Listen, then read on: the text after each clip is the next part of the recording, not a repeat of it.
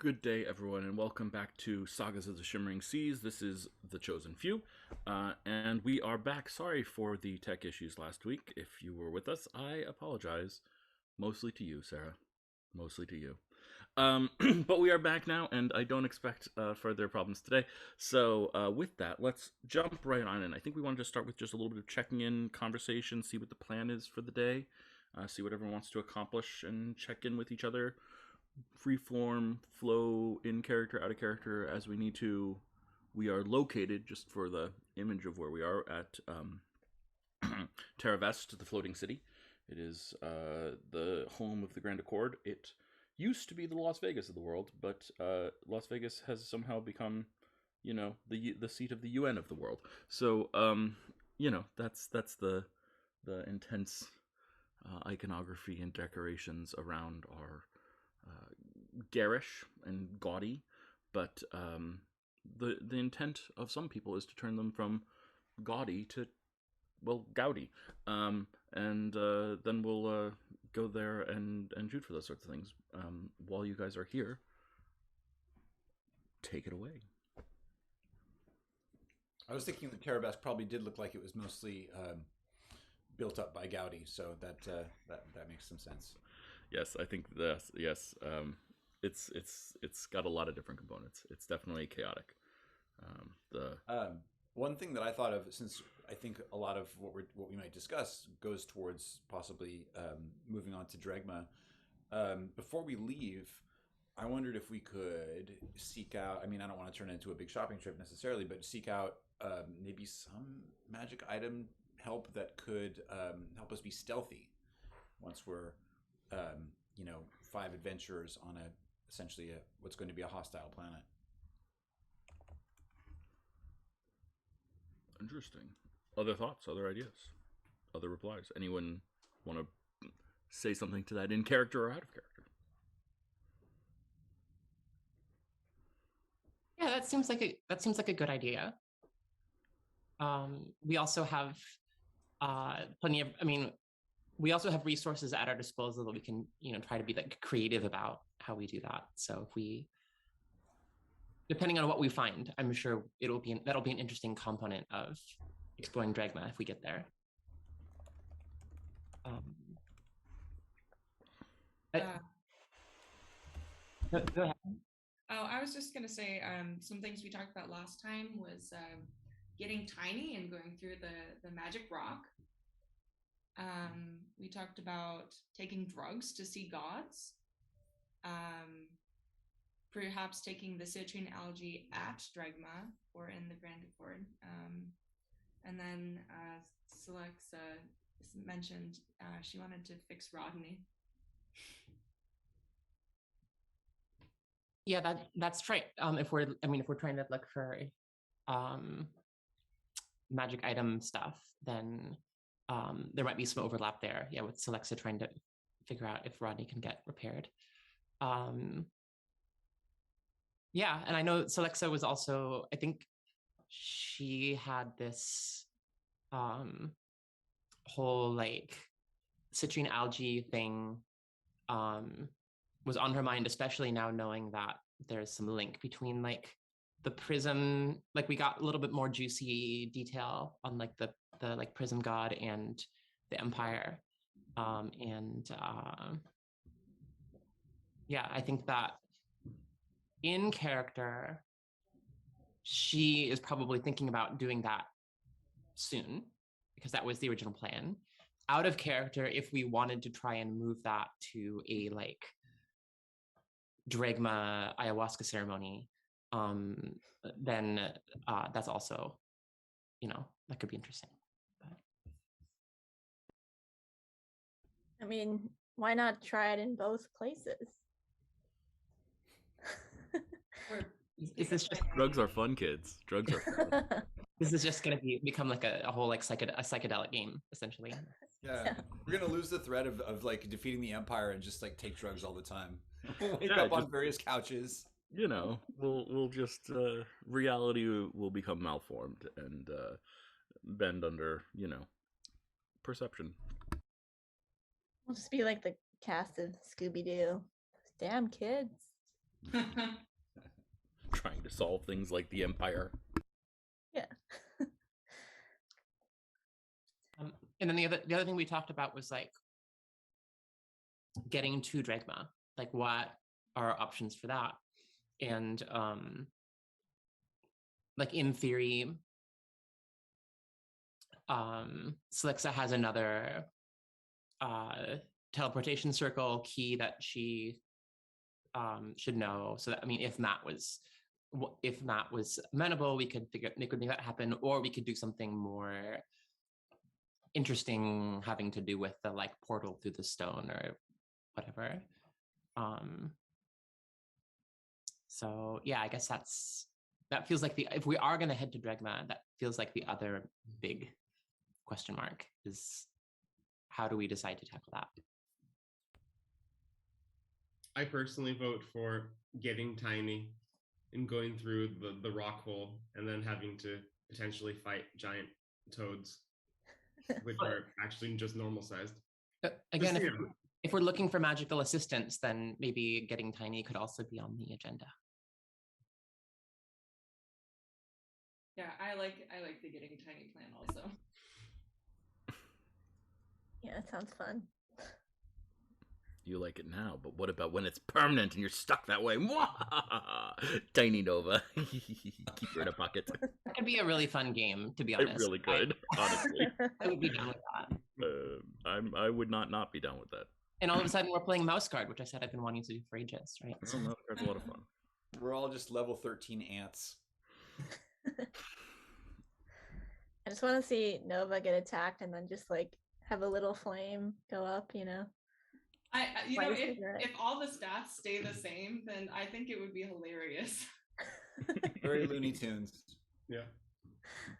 I think the way I would do it is that I would rule that like your stats would stay the same, but the stats of like a frog would become the stats of a giant frog and things like that.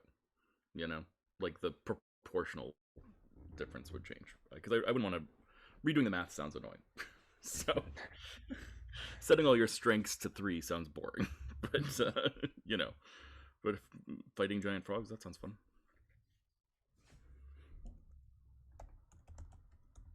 Okay, that feel like we have a little bit of a couple of directions to push in.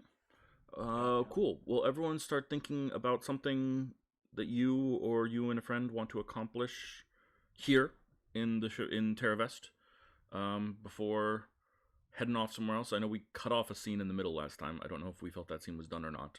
Nat. I think I had basically, gotten the information that I wanted to get. Thanks. Great. Totally happy with that.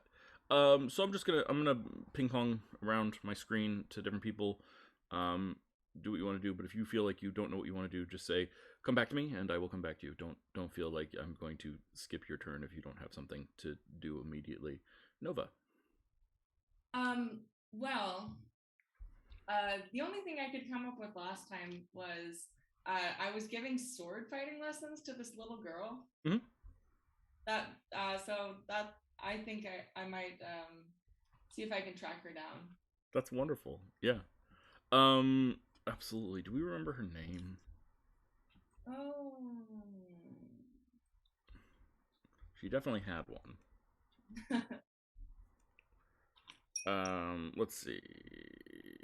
What do I got here?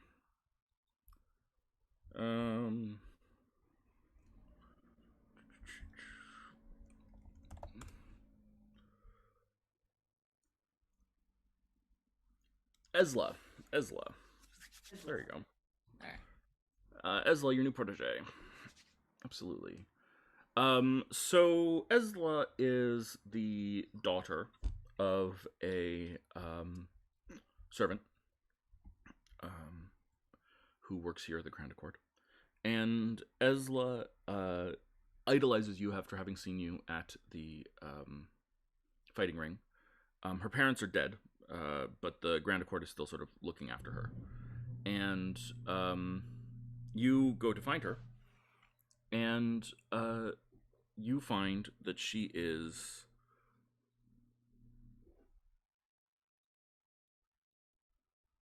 so you head over to the area where she should be, and you find that she is being like put in the corner. And a teacher in the classroom sort of exasperatedly looks up and says, "What?" As you enter. Oh, yes. Hello. Who are you? Oh, I'm here for her. I'm sorry. Then I must ask again. Who are you? Oh, I'm Nova. I teach swords. You're the one who's been teaching her to fight? Yep.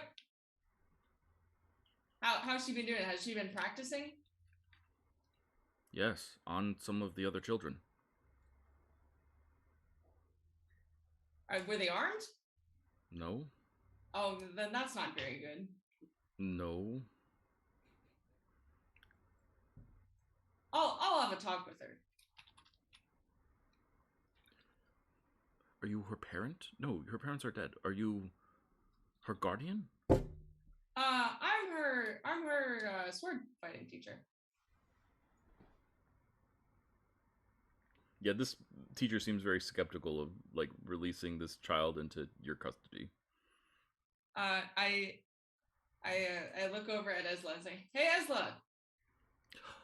Nova! Nova! Nova! Esla, you're not allowed to talk.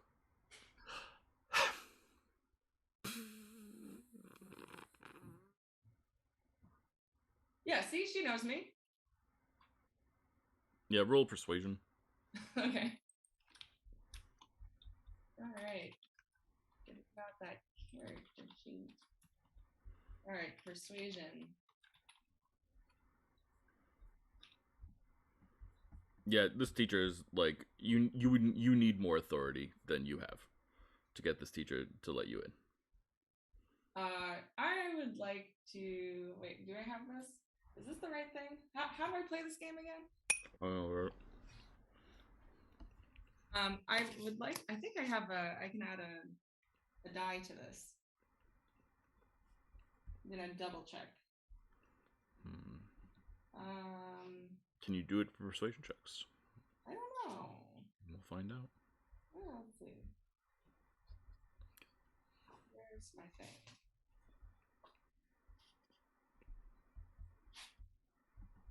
It's not in here. Well, I maybe what I do instead is I say, oh, okay, I'll come back later, and then I'd like to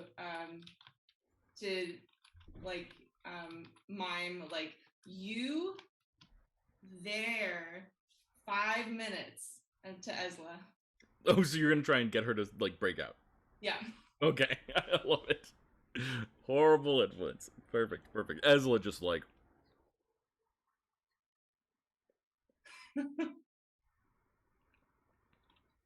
So you walk outside the room. You're in the long hallway, and you hear as a couple minutes later, you hear just like a.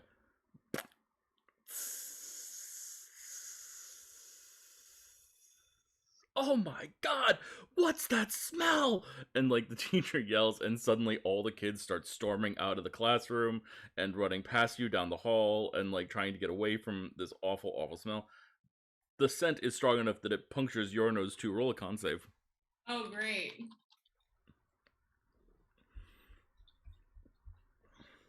$14. Yeah, you're fine. It's a 7-year-old stink bomb. It's not gonna cause you a problem. Yeah, so you and everyone's like sort of just panicking and trying to get away from this, and Esla, like, you just feel as she like grabs your leg. Hey, there you are. Hi, you're back.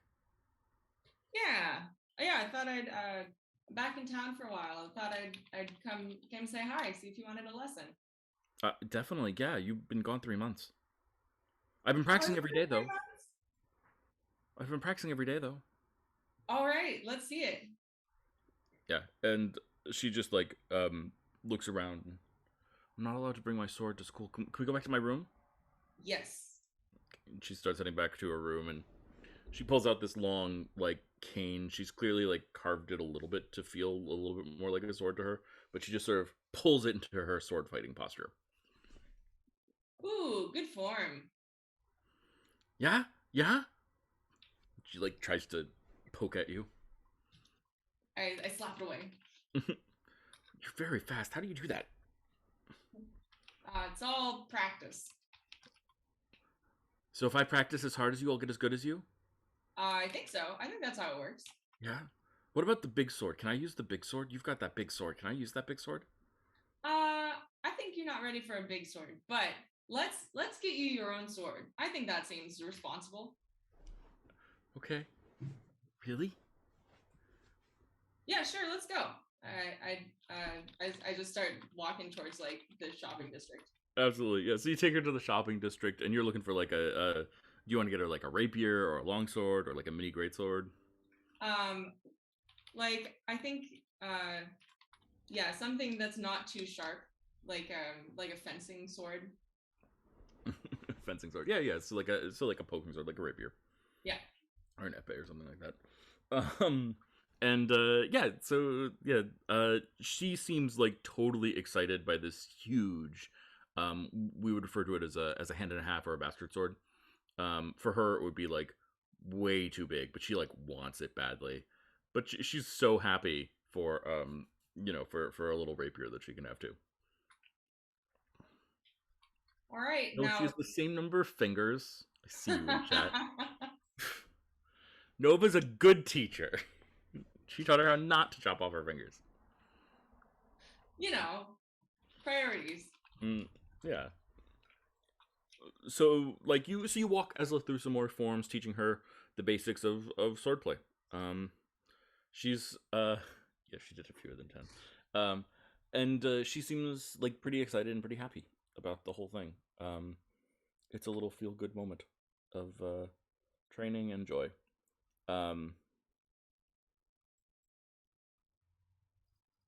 Some of the other kids in my class don't like to fight. Yeah, I should probably talk to you about that. Well, see now, a responsible sword maker, sword master, doesn't attack people who are unarmed. Well, I wasn't trying to hurt him though. What were you trying to do? I was trying to get him to pick up a weapon. Yeah, I don't think. So that he would be armed, so that it would be fighting. Yeah, I don't think that's how that works. Like, you fight someone who's actively coming to hurt you, you know? Well, they did. What did they do? Nothing. Actually nothing or nothing? Nothing. Well, so what did they do? Nothing. Did they deserve it? Yes. I mean, yes.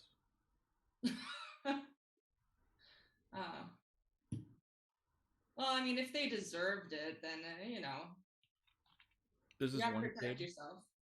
There's this one kid. His name is Binny, and like he's big. He's like bigger than everyone else, and he likes to use that. And it's not fair. So I poked him, and I got in trouble. I gotta teach you how to like bare knuckle, like how to take him down. Hold on, I show her how to use a grappling move. Yeah, make an athletics check. Okay. This is really training, obviously. So if you want to swap it for some other training skill, athletics with charisma or something, I don't care. Athletics is fine. 24. Beautiful. Yeah. So you teach her how to do some grapple moves and things like that. And she I think like at first she's very resistant because she loves sword fighting, but then like over time she realizes, oh, I could win without them having bruises, and then there'd be no evidence that I won. Is sort of her conclusion from this whole thing. Yeah, and even if you're smaller than the person, it can still work. Wow, that's really smart. Nova, you're really good at this. Oh, thank you. So how long are you going to be around for? I am not sure. So Cool. Can I okay. stay with you? I don't know if that's a good idea, but let me tell you. Can you keep a secret? Of course. Well, we might be going to space. Like with the aliens? Yeah. Is it true that there are like whole people out there who've never been here? Yeah. And is it true that there are dragons on the moon? I mean, if you really think about it, there's a lot of dragons everywhere, aren't there? Oh. Because Sarah told me her mom said that there were dragons on the moon, and her mom's like an ambassador or something. Yeah, I mean, there's dragons on the moon. There's dragons here. It's like everywhere. Have you seen a dragon? I mean, they don't always look like dragons, but they keep saying they're dragons. So I Are guess you a they're probably dragon? Huh? Are you a dragon? No. Oh. But if I was, I couldn't tell you, could I? Why? Because it's a secret. Are you a secret dragon? I can keep a secret. I promise I can keep a secret. No, I'm not a secret dragon. Oh, okay. You sure? Yeah. I'll if next time I have a secret dragon over, I'll come introduce you though. Really? Sure, why not? Is that a bad idea? No, it's a great idea. It's the bestest idea ever. Can I stay with you? Well, I don't know how long I'm gonna be actually in town before I have to go into space, but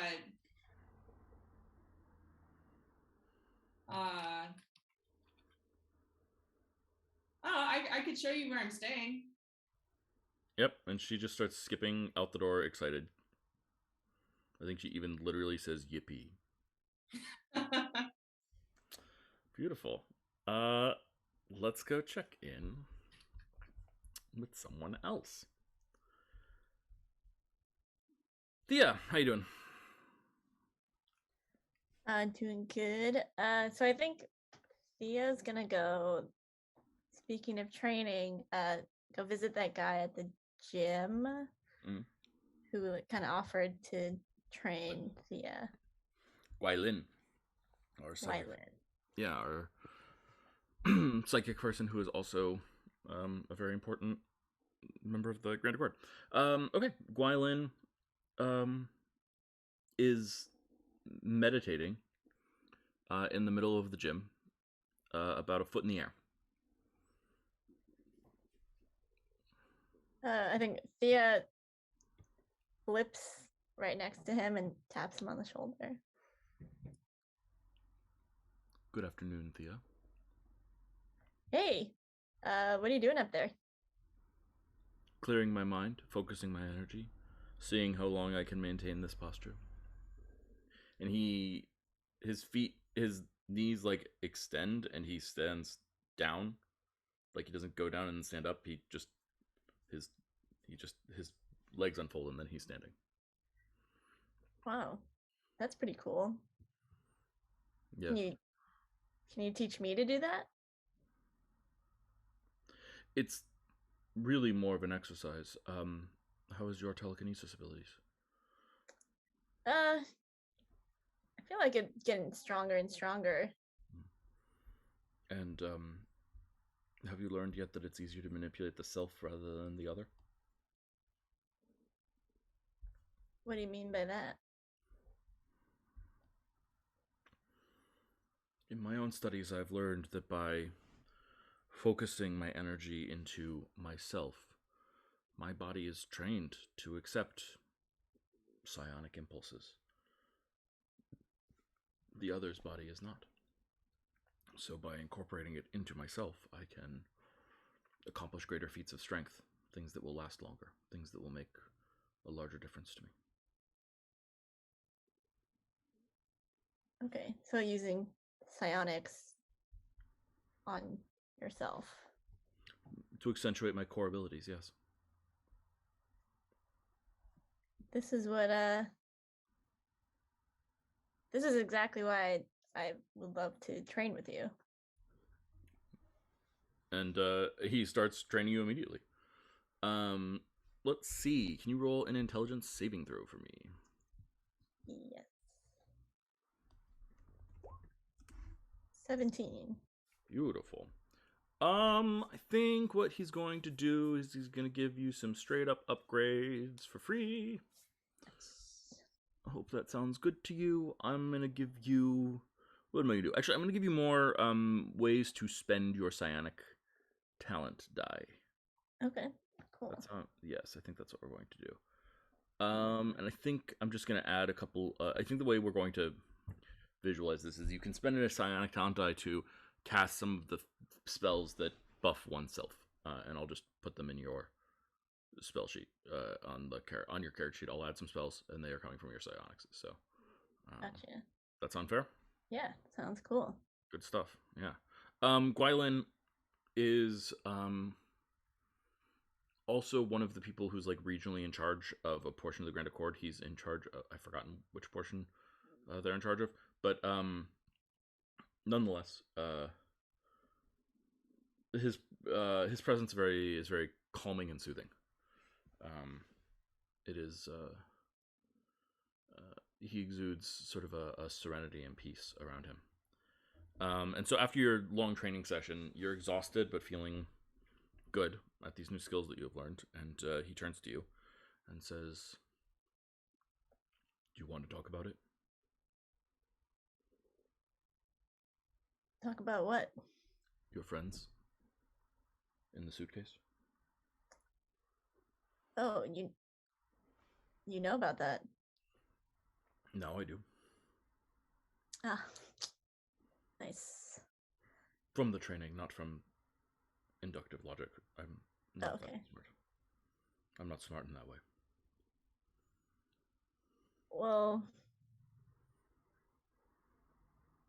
yeah, I don't know exactly how to put it. I feel somewhat responsible for them, but I also don't want to just unleash them. I'm in a weird middle ground when it comes to these guys. Seems healthy. You've given one away? Yes. To somebody who volunteered. I would volunteer. Really? Yes. It seems interesting to me. Plus, I can at least guarantee that my mind won't be affected. I have the power to control it, I'm sure. I believe that.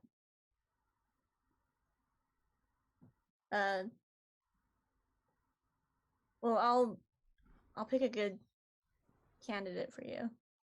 Excellent. He nods, and he just folds his legs back up into the air and sits up, closes his eyes, and goes back to meditating. And I think Thea goes and opens the suitcase and picks a very calm brain shrimp. Mm-hmm. Beautiful. Let's go check in with Narash.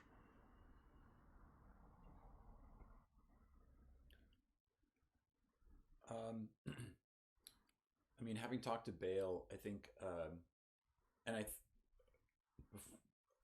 think, are we sort of going our separate ways right now? Because I was thinking of pursuing some possible magical items, and I wasn't sure if anyone wanted to kind of go on that train. Yep, drag some people with you. Who wants to go shopping? I feel like Okay. I need some new clothes because my kind of like raincoat, as it were, is looking very, very scraggly at this point. There've been a couple spells thrown at it, you know. Where are we now?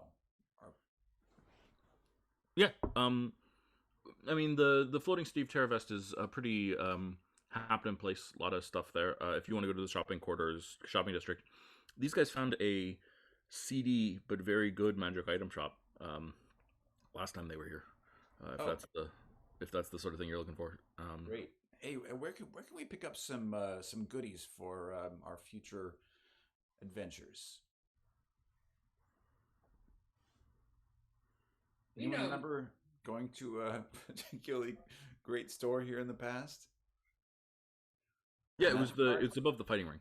Sorry, just for clarity's sake. I've forgotten exactly if it had a name or not, but I guess I could look it up. Well, let's head over in that direction. I think Celexa would like to come along. But she yeah, never mind. I'm good. I was thinking I might want to be speaking first, but I'm good. Let's just go. We should go check this place out. They had some good stuff when we were there before. Awesome. That sounds like a whole party. Yes, coming along. Great. Awesome. Yeah. So everyone goes to a magic item shop. Ain't that the grandest? Guy behind the counter is a halfling who is wearing boots of levitation because the counter is not made for his height, and so is just levitating, behind the counter about 2 feet above where he normally is. It's a pretty weird shaped look because you're not used to whatever. Doesn't matter. Just everything. It feels slightly off and uncouth. And he just sort of looks out at you guys and says, "I remember you," pointing at Nova. Hey. You bought that sword. Yeah. It's still in great shape. Oh, I'm sure it is. Oh man, that was something special. That's awesome. And you guys did the whole fighting ring thing, right? That was awesome. You guys were spectacular. That was spectacular. Don't know that one though. You're new. Hi, lizard guy. Hi. The name's Narash. Actually, nice to meet you. Oh, but he, his friends just call him Lizard Guy, so it's fine. Lizard guy, it is. We can call you Lizard guy. I feel like we're on the level where you could call me that. Yeah. That sounds about right. You can call me Shorty. People do. Yeah. Been our thing.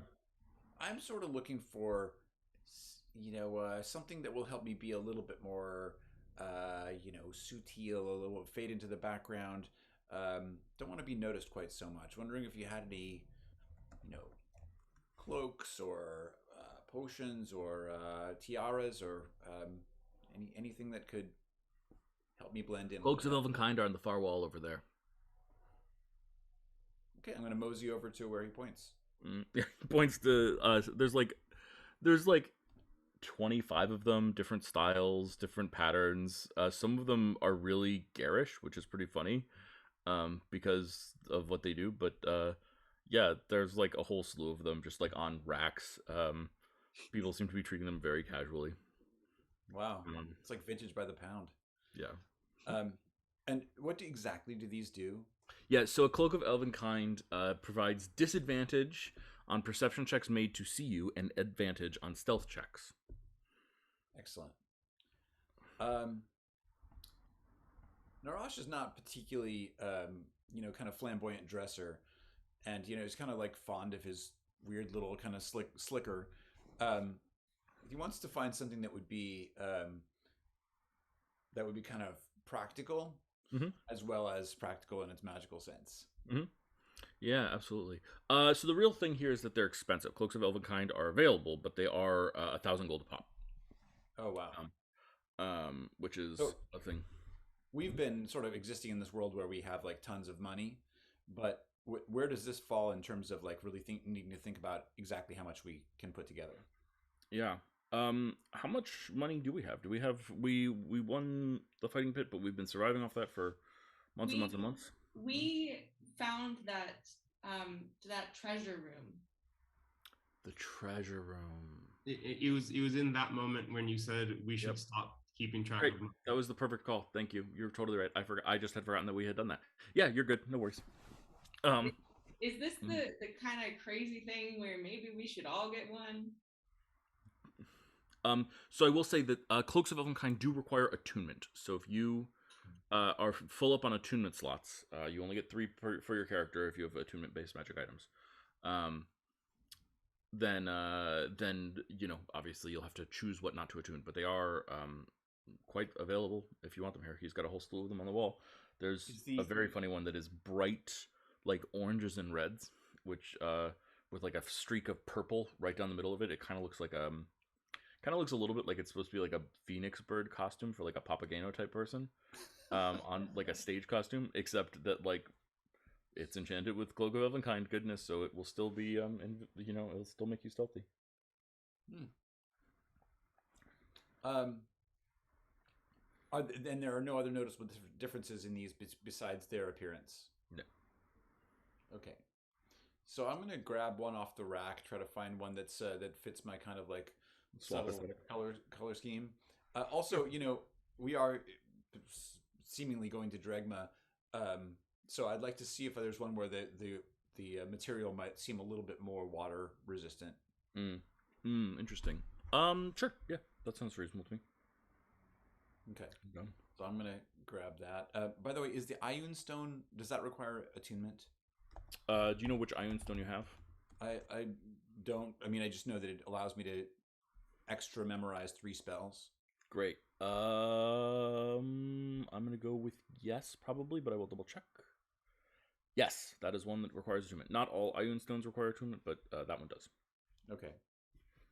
So yeah, I'm gonna grab my my new Cloak of Elvenkind and march up to the counter, put it on there, and maybe just not pay quite yet because I want to keep looking around. Actually, it's not really in my possession, but I wonder, since this person probably has knowledge of magical items, I want to suggest we present the metal tree and see what we can learn about that.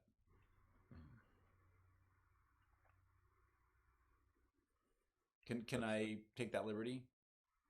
That's the Yeah. So I want to put the living metal tree on the counter and say, what can you tell us about this little treasure that we came across? Looks at it, pauses, like reaches under the counter, starts pulling open drawers, and grabs out like a little magnifying glass for one eye and squints, and then puts it there and just sort of starts looking at it. Is this thing alive? That was the impression that we had, yes. Intriguing. Intriguing indeed. I see what you did there.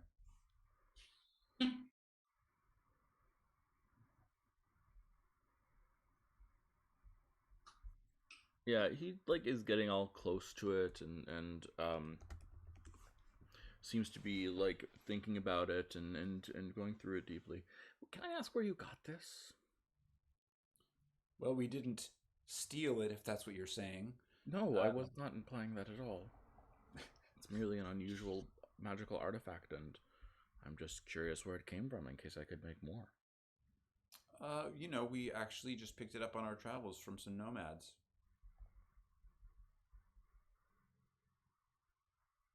Can you tell us something about its properties? Well, it's clearly magical.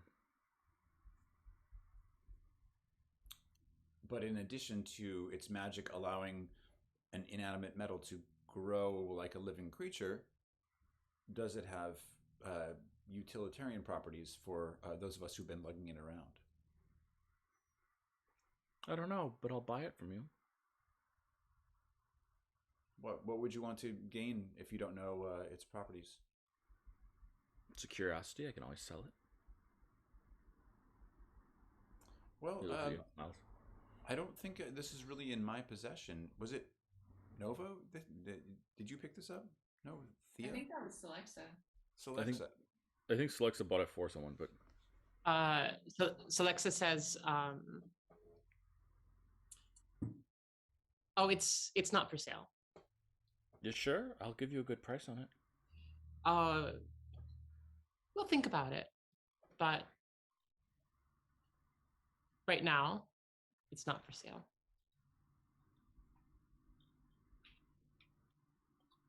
I'm going to look for a second appraisal. I see. Well, whatever they offer you, let me know, and I'll beat them. Oh wow, such confidence. It's I will file that away. And she goes and she whispers to Narash. She says, "Sorry, I know I gave it to you, but we don't want to sell it. Like, this guy kind of creeps me out. I don't think we want to sell it to this guy." Yeah, I think he knows more than he's saying. And I actually want to do a check to see if I can determine for sure that he's holding back information. Yeah, insight check him.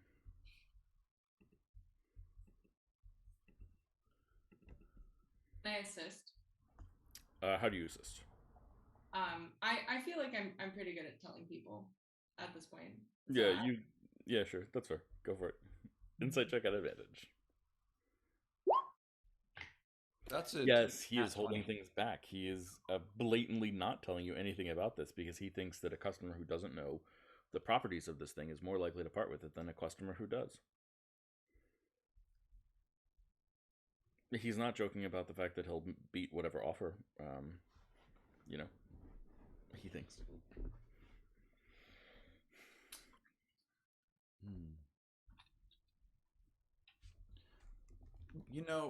We could just keep it and you'll just not see it again. Or we could just offer you a little extra cash to tell us what you know about it, because we clearly know that you are holding something back from us.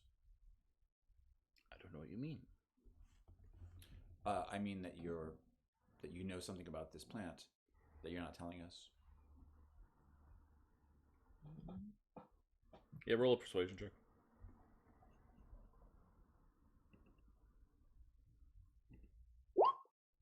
Well, that's a 6. Yeah. I mean, he looks at you and he says, "If I were, but I'm not."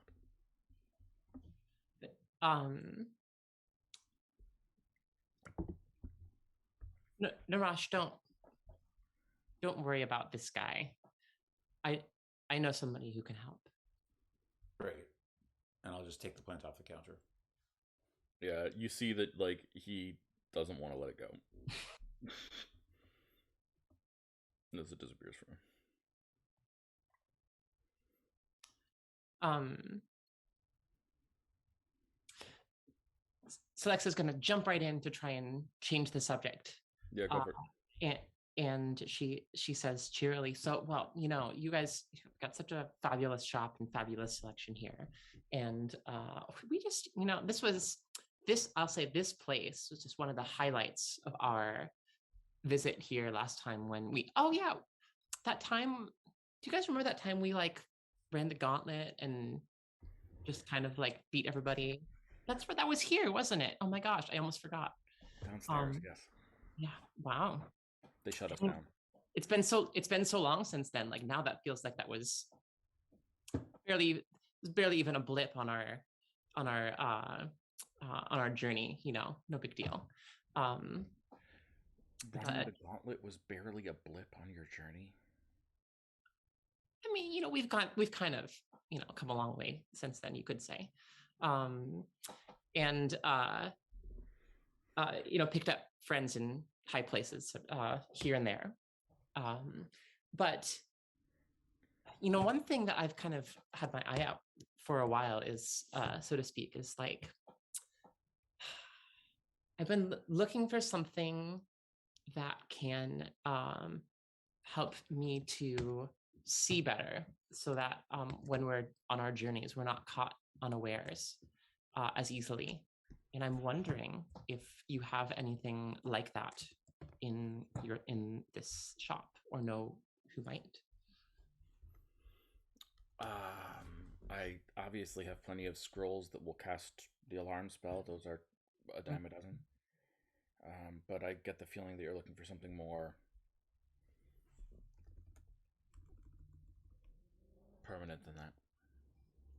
I mean, yeah, that's a bit pedestrian.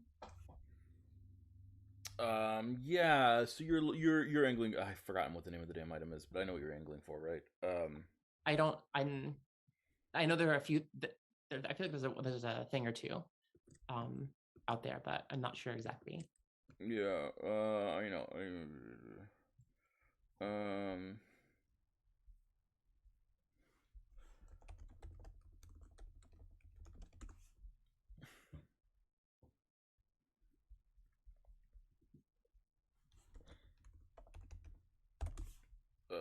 Let's see. I'm not as familiar with Yeah. finding items. There's, I forget what it is. If anyone remembers or knows offhand, feel free to let me know. But there is a. I know there's a magic item that is. I'm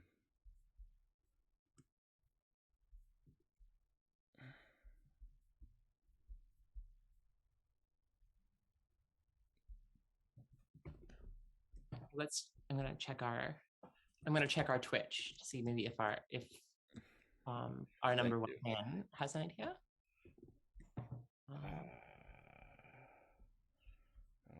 Nope.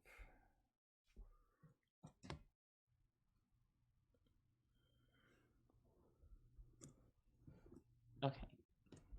Nothing from number one fan yet.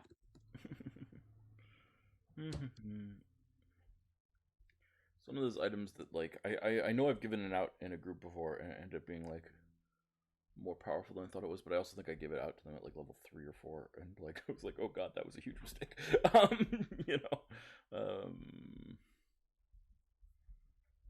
Okay, so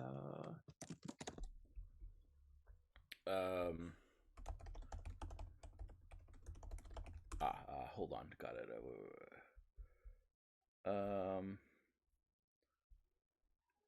Oh, the Iron Stone of Awareness or the Weapon of Warning. Interesting. Let's see what that is.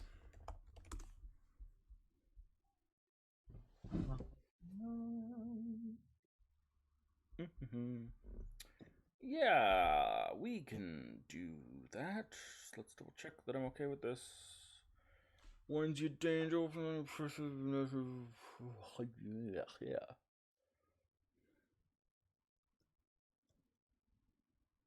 I feel like there was. I think this came to mind because there was like a cloak or something, or because we were talking about the cloaks of Elvenkind. I feel like there was a cloak or something, or a robe. It's possible, but I found something that will meet your criteria and is slightly better than your criteria. So okay. I'm gonna stick with that because I found it, and I'm happy to have found something. Let's see. He pulls out a rapier, and it's in a sheath, and he draws it, and just sort of starts flicking around a little bit. You need to attune to this, of course, but once you are, this rapier will help you go faster in combat, and also will prevent you and your allies from being surprised. Oh. Wow. What that's kind of cool. I mean, oh really? Is that all it does? Well, I'm not sure. I guess that sounds okay. Like it also prevents magical sleep effects, but I don't know if you care about that, if that's the sort of thing that you come across. And one thing that has not been an issue on all our many travels around the Shimmering Seas, for me, one thing has not been an issue is too much sleep, I gotta say. Good to know. There are times I would have killed for a magical sleep effect. Sorry. I love it. So, well, I mean, okay. I guess if this is all you have, then I could probably find a use for it, every once in a while. So yeah, I don't know. Let's make it happen. I'll think about taking off your hands for you. Yeah. Yeah. I mean, roll a deception check. Okay.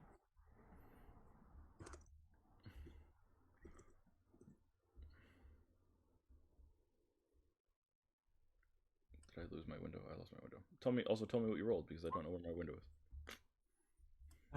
28. Yeah. Yeah. So, you are a really, really, really, really, really good negotiator, and so you haggle him down to like an actual reasonable price. He's overpricing everything, of course. And let's see. This will be your tier 2. We'll get all this a +2 rapier, so it's +2 to hit and +2 to damage. Not that you'll necessarily use it that way. And then on top of that, this magic weapon warns you of danger. While this weapon is on your person, you have advantage on initiative rolls. In addition, you and your companions within 30 feet of you cannot be surprised. Wow. I'll put it in chat. Okay. Except when incapacitated by something other than non-magical sleep. Amazing. The weapon magically awakens you and your companions within range if any of you are sleeping naturally when combat begins. Does this weapon have an official name? How should I put it on my character? We're gonna come up with a better name than its official name, because its official name I think is weak. Okay. It is officially the Weapon of Warning. Oh. But obviously, it's a rapier, not a weapon. So we're gonna start with rapier of something. Rapier of Readiness. I love it. Already better. Okay. The Rapier of Readiness. Love it. Okay. Fantastic. I feel like I'm on the bridge of the Star Trek Enterprise, The bad guy alarm clock. Oh my god, that's even better. Sorry. There you go. Well, cool. Well, I guess this'll yeah, I guess this'll do. Maybe I'll even put in a good word for you at the with my good friends around town. I mean, we know a few folks who would be interested. What we really could use, and if you solve this problem for us, we would let's say I'd open up the rare stocks. But we got shut down for running an illegal fighting ring in the basement that you You got shut. I mean, well, I guess it kind of goes, we live in a society after all. I don't know what that means.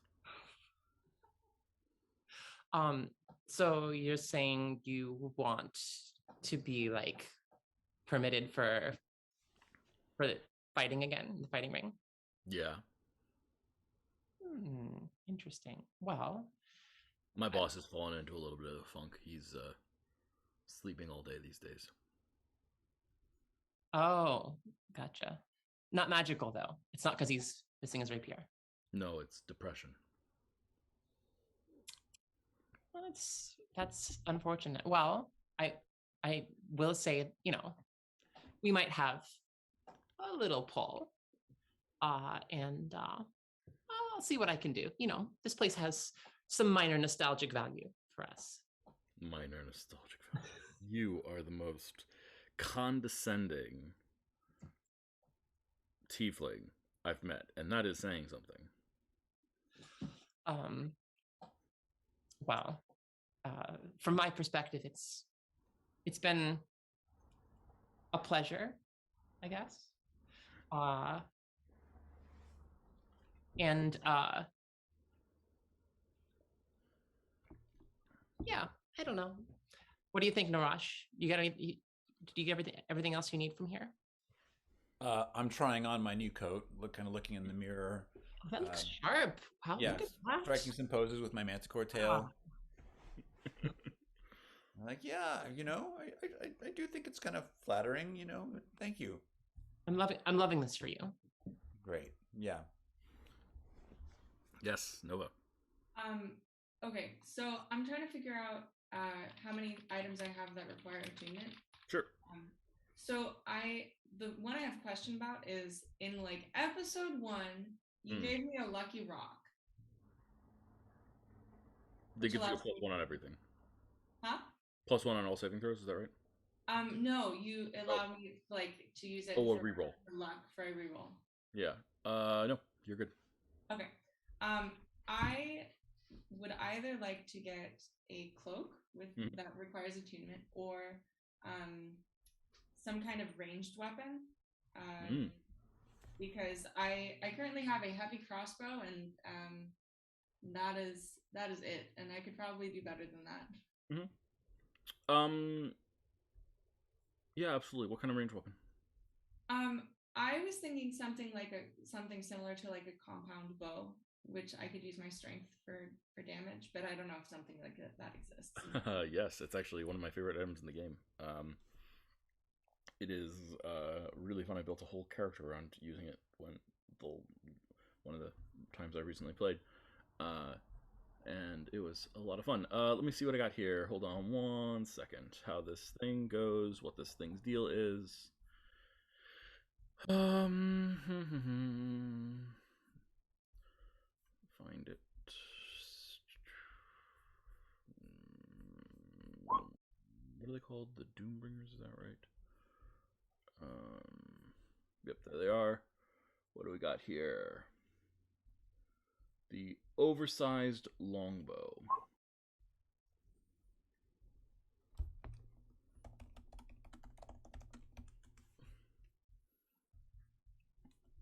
Let's see what we got here. Okay, requires a 18 strength and a medium or larger character to wield. I assume that includes you? Yeah. Okay, weapon does 2d6 plus strength mod. Damage, but it's still, interesting, but it still requires dex to hit with. Okay.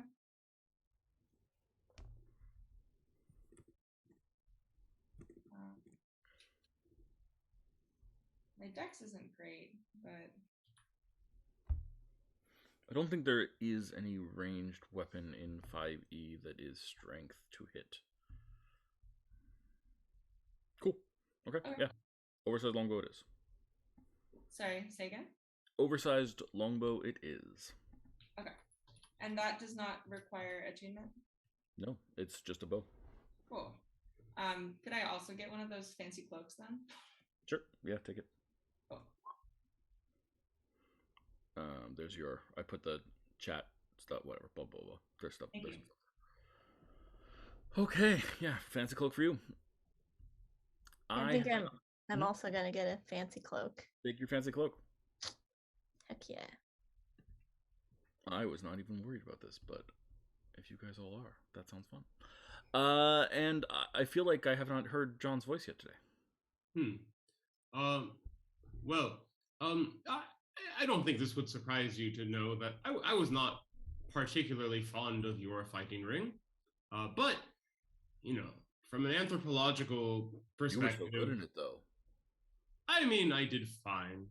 I mean, that one move where you dove in front of the arrow and took it, and then, turned around and pulled it out of your chest and threw it into the machine and ripped the machine apart, that was so cool. Yes, that's fair. Well, I like my teammates more than I like your fighting ring. So. And, you have, a little bit of a legend here. Everyone just calls you the Doctor. Oh. Who? The people here. I see. Well, that's technically appropriate. That is my surgical title. Precision is the idea, Surgical? No, I'm not that kind of doctor. Oh. I mean, it's just a name. Oh. Okay, anyway. From an anthropological standpoint, I can see why having such fighting rings would be, a benefit to a society. So I suppose I would, as you say, I have some clout in this realm. So perhaps I could help you. on one condition. 2 conditions. What conditions? One, you do indeed give us the good stuff, the good goods here. And 2, you reopen the ring, but without living creatures. So fighters can sign up, but it's only against the mechanical mayhem marvels or what have you. Those are really expensive, you know. Yes, well, charge more for the entry fee. I'm sure people are dying to get in.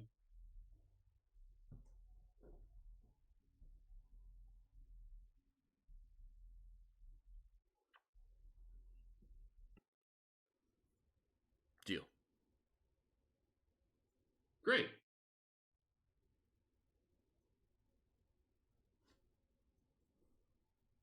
Oh, you want me to go talk to people now? Oh, okay, sure. Yeah, perfect. Okay. Anyone else? Anything? Excellent. Okay. Timothy, you have a scene you want to have? I guess I have to make good on that on my word now. You do not have to. You could choose not to. That's totally fine. Who would be the person to talk to? Who? Okay, I'll go back. Oh, before I do,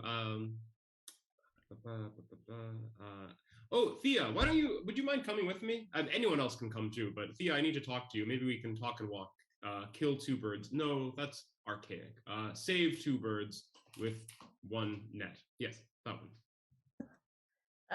Yeah, I think I have a net. Let's go. Great. Yeah, hey Thea, I was stumbling over my words earlier today as I was fishing, and I almost let it slip of, your friends, your little brain shrimp friends, to our light path. And I feel like we should let her know. I don't know. I didn't. I was very careful and prudent. But I thought, I don't know. I wanted to check in with you before I said anything else. Have you made any headway with the brain shrimp situation? Well, I'm down 1 more brain shrimp at the moment. Do you think she would want to get rid of them? Do you think she'd want to help them? I don't know that she would feel strongly one way or the other. But I mean, it seems like currently the Grand Accord is kind of in a holding pattern of information gathering in terms of alien allies. So I just thought it would be wise for them to know all salient information about potential alien allies, including ones that are currently here. Yeah, I hear you.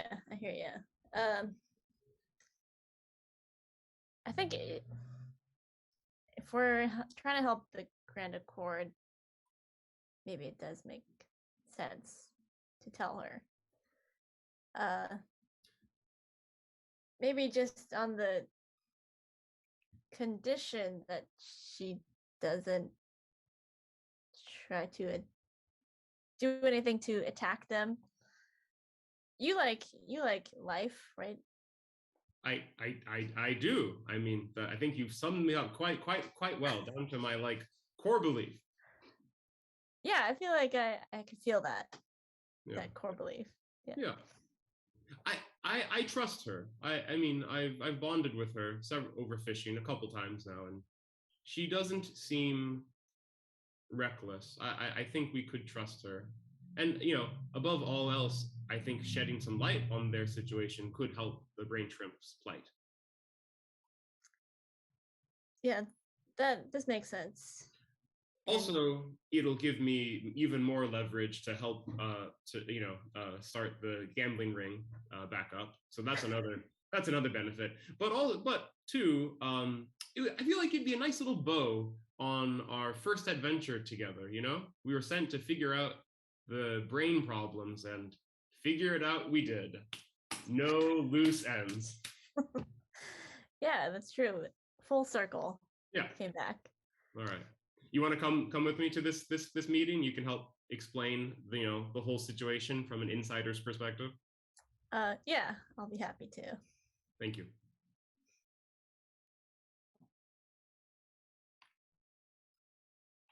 Matt, you're muted. So you enter into the area. Our Light Path's assistant knows better than to stop you guys, and you guys are welcomed in. And Ara looks up at you and says, "Oh, Timothy and Thea. How can I Hi. help?" Yes, well, I just wanted to stop by again to continue our conversation that we had earlier today. It feels like so long ago. Yes. Yeah. Well, I was intimating that there may be more alien species that you may not know about that are very, very, very close by. Yes. Yes. Yeah. Well, perhaps showing might be better than telling. Thea, would you like to take over? Yeah. They're so close. They're actually right here. I open the suitcase. Those are what is that? Now just know they are not dangerous. I do know these ones very well. I talk to them a lot. They're intelligent? They are very intelligent. I speak with them psionically, and when they attach to somebody, they can speak back and forth with that I'm person. sorry, what? When they do what? Attach. Go in through the ear and connect to the brain. It's think of it like a symbiotic relationship, like feeder fish cleaning off the side of a whale or a shark. Yes. Yeah, exactly. Yeah, it's a friendship, a mutual friendship. Okay. Now, this. Sorry, just to put it out there. What the? Okay, it slithers in through your ear. That's what you're telling me?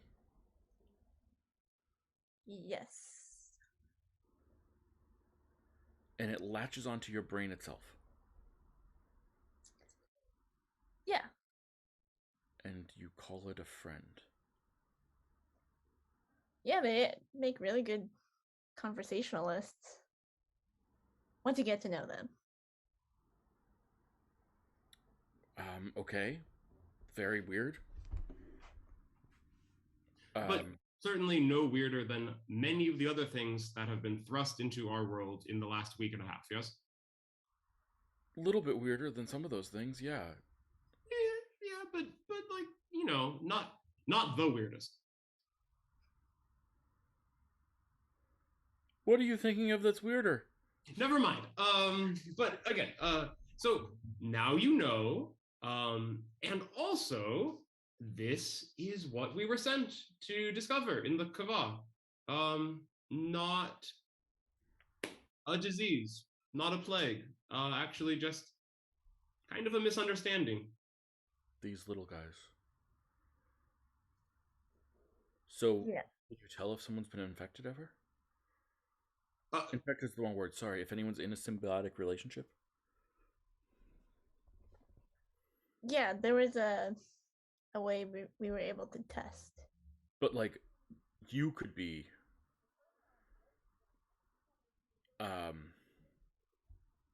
You could be in a symbiotic relationship right now. Would I be able to tell? Not by looking. Okay. And what are these symbiotic relationships? I'm immediately seeing applications here.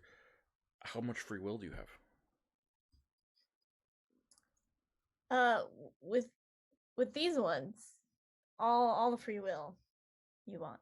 With these ones, are you telling me that there's more than one kind? They were created with not the best intentions. But these ones, all they want is to live and to be able to see the world. They're not all the same. Like all sentient creatures, some choose to use their free will to act, chaotically or in an evil fashion, and some are more neutral, and some might even be categorized as good. So it runs the gamut. I feel like it's less a matter of their alignment or orientation or stance than it is a matter of the amount of power that they wield.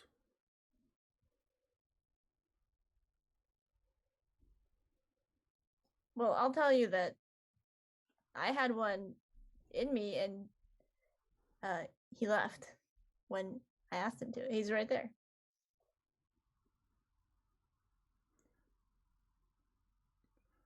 But forgive me if I don't experiment with this.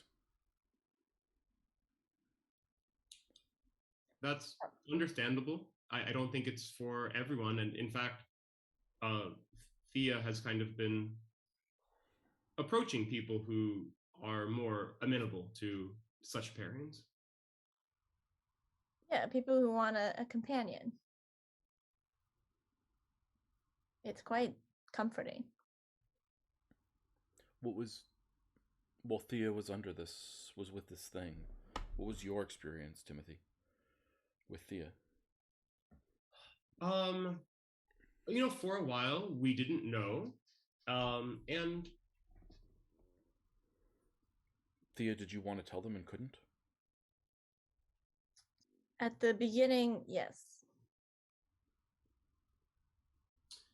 It took. I get a lot of not very free willy vibes here. But we built a relationship.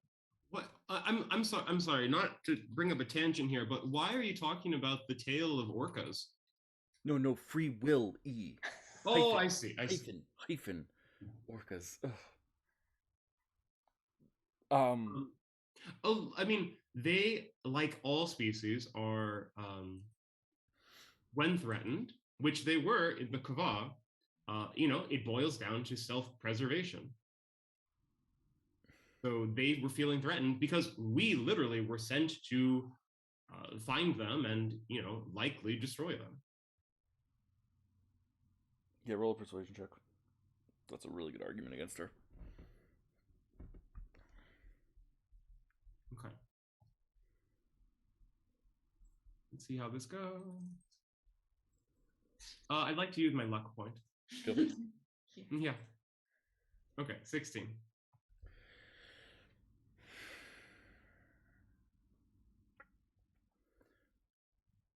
Well, Lumina would want me to give this more of a chance than I am.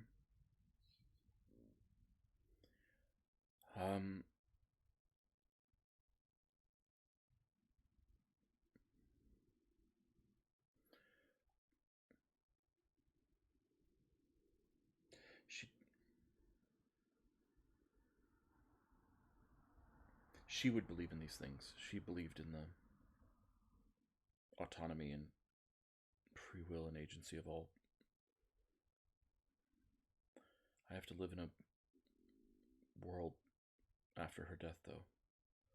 And there's a part of me that feels obligated to make sure that I can protect the Grand Accord.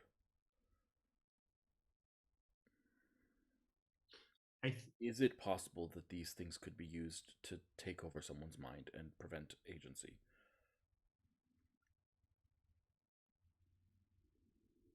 In all honesty, it is possible.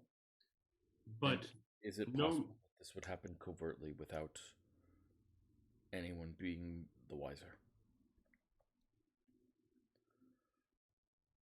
I mean, as we said, we have tests that we use to find out if people had. It's not possible to always test everyone. I can't go and test all the ambassadors and make sure that none of them have been taken over. You could. No, I can't. Already, relationships are strained with every single one of them. Even those that are on our side are questioning things around them. Well, for what it's worth, we did not think that these brain shrimp, that's what we call them, had a hidden agenda by and large. Nor can they reproduce. These ones don't have a hidden agenda, or brain shrimp don't have a hidden agenda. It seems like their entire agenda is hidden. I think their agenda is survival, as Timothy said. Yes. And how far will they go for it? Could I be talking to you right now and not know that I was talking to a brain shrimp? Yes, in the same way that you could be talking to us right now and you wouldn't know that, we had been given a potion of detect thoughts, or we're under the spell of a powerful Lich King. Like, it's all the same. Just biological science versus magic.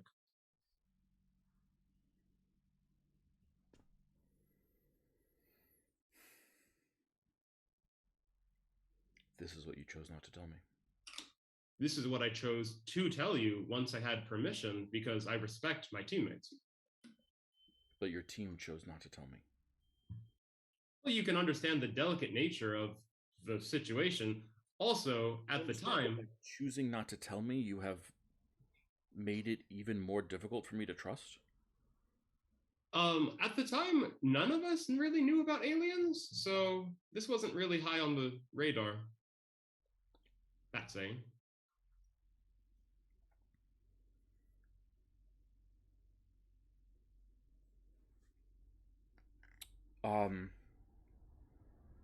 Would you be willing to leave them here so that we can have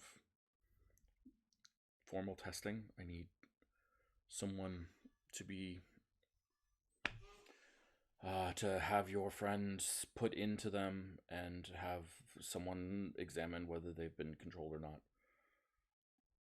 whether they're doing it against their will, whether they could have agency, whether friendship is really possible with something that has this much power.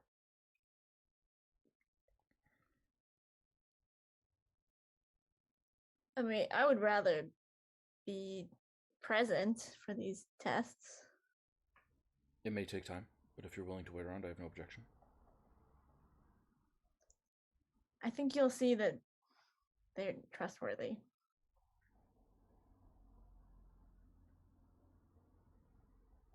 Thank you for bringing this to my attention. Sort of. Knowing is always better, right?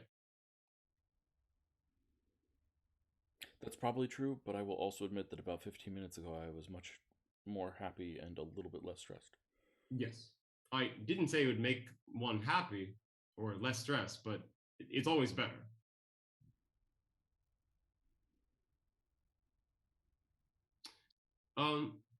On that note, not to pile on, but I have a favor to ask now, kind of, tit for tat. You put work on my lap and then ask for a favor? Yes.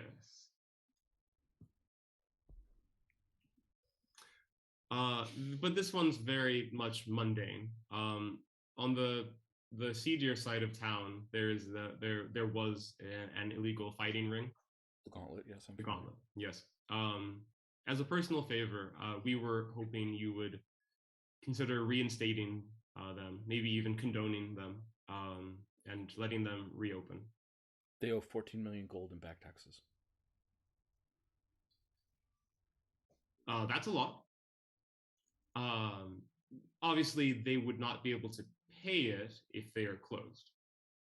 So if you were to allow them to reopen with, fully sanctioned, with the caveat that they may not use living creatures to fight and just mechanical monsters, then they can charge people an arm and a leg to get in, and they can start paying back what they owe you. Roll a persuasion check. Sorry, Timothy. I keep on asking you for persuasion checks, and you're like, no, please, not a persuasion check. 13.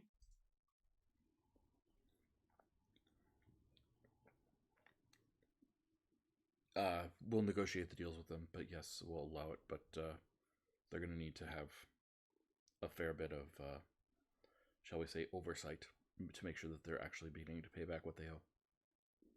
That sounds fair to me. Thank you. And I think on that rather dour note, we will go to our break. Back in 10, everyone.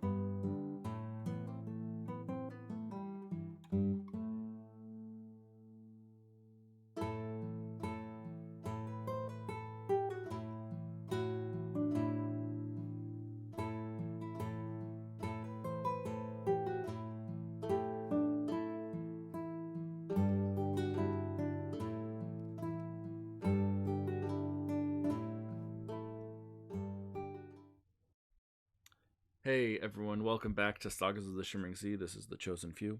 As always, I'd like to take a moment here at the top of the second hour to encourage you, whoever you are, wherever you may be, there's probably someone or something in your life that you could do, that you could help alleviate the suffering of. And I cannot recommend that enough. I think that it's probably one of the true, easiest, straightforward, good things that can be done, is to look for something that needs help and find a way to help it. Sometimes that's a friend, sometimes that's a pet, sometimes that's an animal, sometimes that's a relative. I don't know what it looks like for you. I don't know your life, and I don't want to pretend to know your life, but I bet that there's something that you can do today that would make a difference for someone. And so I just want to take a moment here to encourage you to do that. As always, I also like to point out that we've got another show on this channel. Yes, we do. Another show on Thursday mornings. We are doing some fancy dungeon crawl, and right now they're trying to go deal with the Avatar of Death, who's hanging out in the north. But unfortunately, things are complicated, and they're thinking about joining the Avatar of Death, or at least some of them are. We'll see how that all goes. That sounds like something we would do. It's ridiculous. That's something you would do.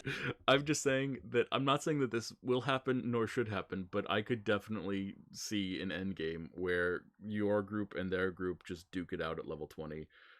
Over fighting for the Avatar of Death or for the Shimmering Seas and the Grand Accord, I'm not saying it's gonna happen, but I could see that happening. Oh man. Okay, and with that, let's dive back into it. So some errands have been run, some things have been done. Let's try and wrap up things here at the Grand Accord a little bit. I wanna go somewhere else and do things because I am well aware that errands can turn into the entirety of the game, and I would prefer to resist that as best I can. So I'm gonna say, anyone else have anything that they want to particularly do, shoot for, accomplish? There's plenty of room here to do so. Don't let my eagerness to do things beyond errands mean that you don't do an errand that you care about. Well, I feel like Please. if Timothy and Thea were like rushing off to go meet with our light path, I feel like Celexa and Nova and Narash are like strolling back together. That's what I have in my head. Yeah, sounds good. And I think that Celexa's she's got her like fancy new sword out, and she's kind of like wiggling it around a little bit, and playing with it as they walk. She says, well, so Narash, we had been talking about like maybe getting everybody together to do a little exploring with that the licheny, green licheny stuff. So I don't know, what do you think? Like, do you want to see what we can find out about all these weird color prism business, and see if I don't know, maybe you can show us around a little bit in this alternate dimension or wherever this stuff takes you. You're muted. Yeah, I think it would be great for us to sort of try to have a group experience. As I've said before, I don't really know what will allow us to share the same experience of the citrine algae, because it's kind of my blood and my background that allows me to have the exact experience that I do. So we talked about having Thea try to lock us together, or maybe there might be some other options. But I'm definitely willing to kind of guide the experience, so nobody has, kind of a bad trip, if you will. Yeah, we should totally talk to Thea. Yeah, I don't know, what are you thinking, like,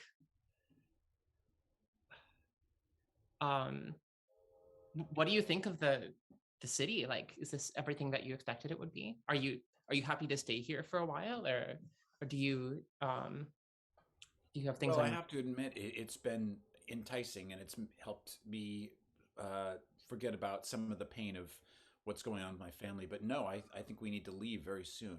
My father is imprisoned. I don't really know what's going on with my mother since I saw her in my dream. So you want to go? You want to go to your planet? I want to go. Yes.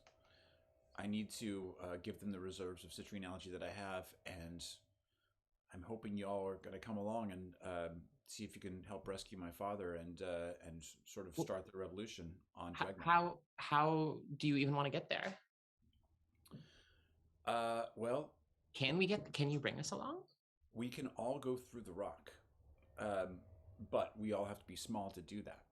I can convert myself to a small creature, and I can polymorph one other person to a small size, like a newt or an eft, or any number of an eel, any number of wonderful swampland creatures. That's super gross, but okay. Well, we can make you a ferret. I don't know. We can talk about it. But I'm not quite sure. Besides those two people, how we would deal with the other members of the party coming through the rock. Let's go on another mini shopping adventure and get some potions. Well, I was wondering if maybe we should have a little conversation with the professor, who, she might be willing to help us out a little bit. I feel like she's mostly on our side, and she might also know something about that that tree, which I hope you didn't mind my jumping in there. I did. It is yours. I gave it to you as a gift, but I didn't think that creep was the right person to. Sure, no offense taken. I didn't want to sell it to him anyway. Yeah, but maybe we could go talk to the professor and see if she could help with some of these problems. That sounds good to me. While we're walking through the streets, I think at some point Nova kind of like falls behind for a second and then tries to do a sneak attack on Celexa. Celexa, how do you want to deal with that? Your sword, vibrates in anticipation. I think that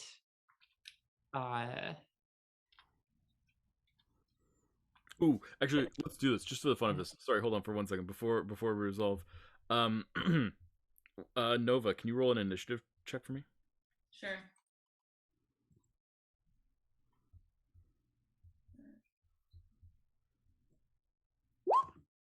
And Celexa, can you roll an initiative check at advantage for me? Okay. Let's see what happens.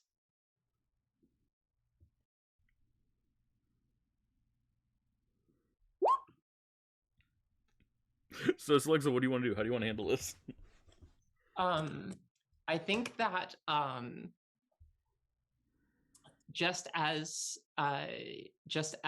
Nova is about to pounce on Celexa, all of a sudden she's got a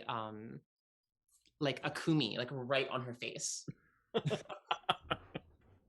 So Kumi gets on her face and turns visible, and blocks eyesight, and and pulls on your hair and bites your nose, and then jumps off. Nova's just flailing around Kumi, get off!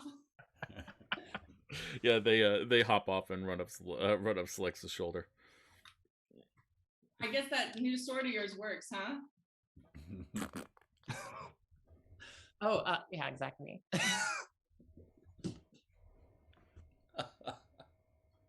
Oh, new sword? I hadn't noticed.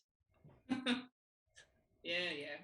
I feel like this is the last scene in a Scooby-Doo plot where everyone goes, oh, oh, oh, oh, oh, oh, and we fade out. Perfect. So we fade out and then we fade back in because that's what we do. And we fade back in Professor Retcha's office as Professor Retcha has greeted all of you and offered you tea. So, you came here with purpose. What are you looking for? What can I help you with?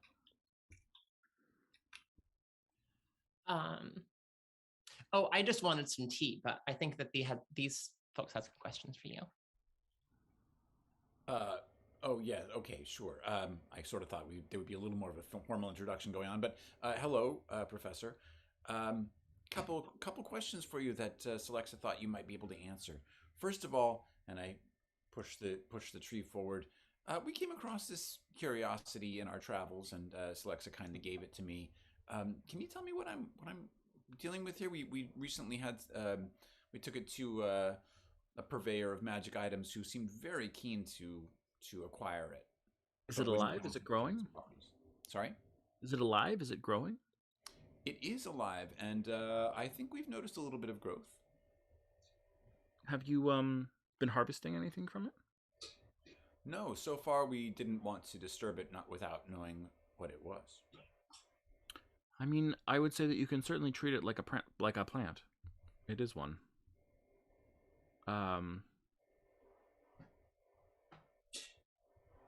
Do you know what it's made of? It seems to be some type of metal, but we haven't discovered any properties. And as I said, we forbore to cut it, not knowing what its properties were. It's bone metal, right? It is. It is bone metal. Very unusual thing. A plant that's made of bone metal. I think of bone metal as being something that's almost entirely calcified from objects that have been on the other side. So it, other side. it's like a zombie plant then? Kinda, yeah. Gross. Yeah. Wow. Yeah. People haven't really done a lot of experiments with bone metal. It's there's a okay, this is how much metaphysics do you care about? I like metaphysics. Okay, so obviously you're an alien, so you know about space. Yes. That's good. There's also this thing called the other side, or a plane. Some people call it a plane of magic. And sort of exists in all places, although in some places it's more spread out and exists less than in other places. You know, this really isn't that interesting. But nonetheless, here on Isaim, it's a pretty concentrated experience, and you can actually, some people who are very skilled can actually shift from one plane of existence to another, or some people even carve holes in it.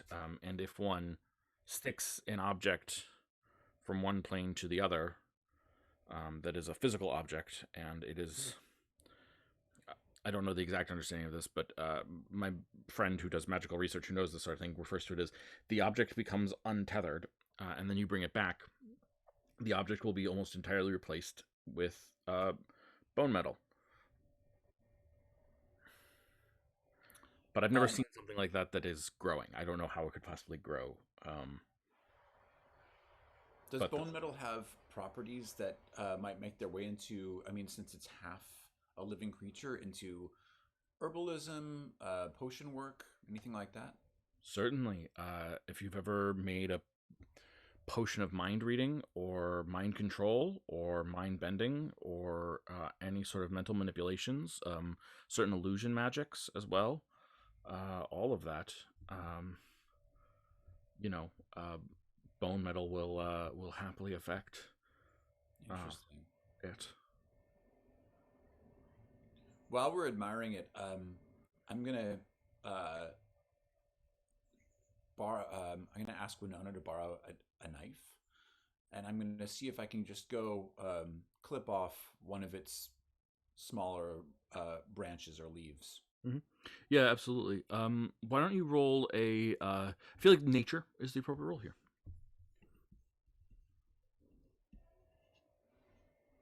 Which you would think Narash should be better in, but not so much.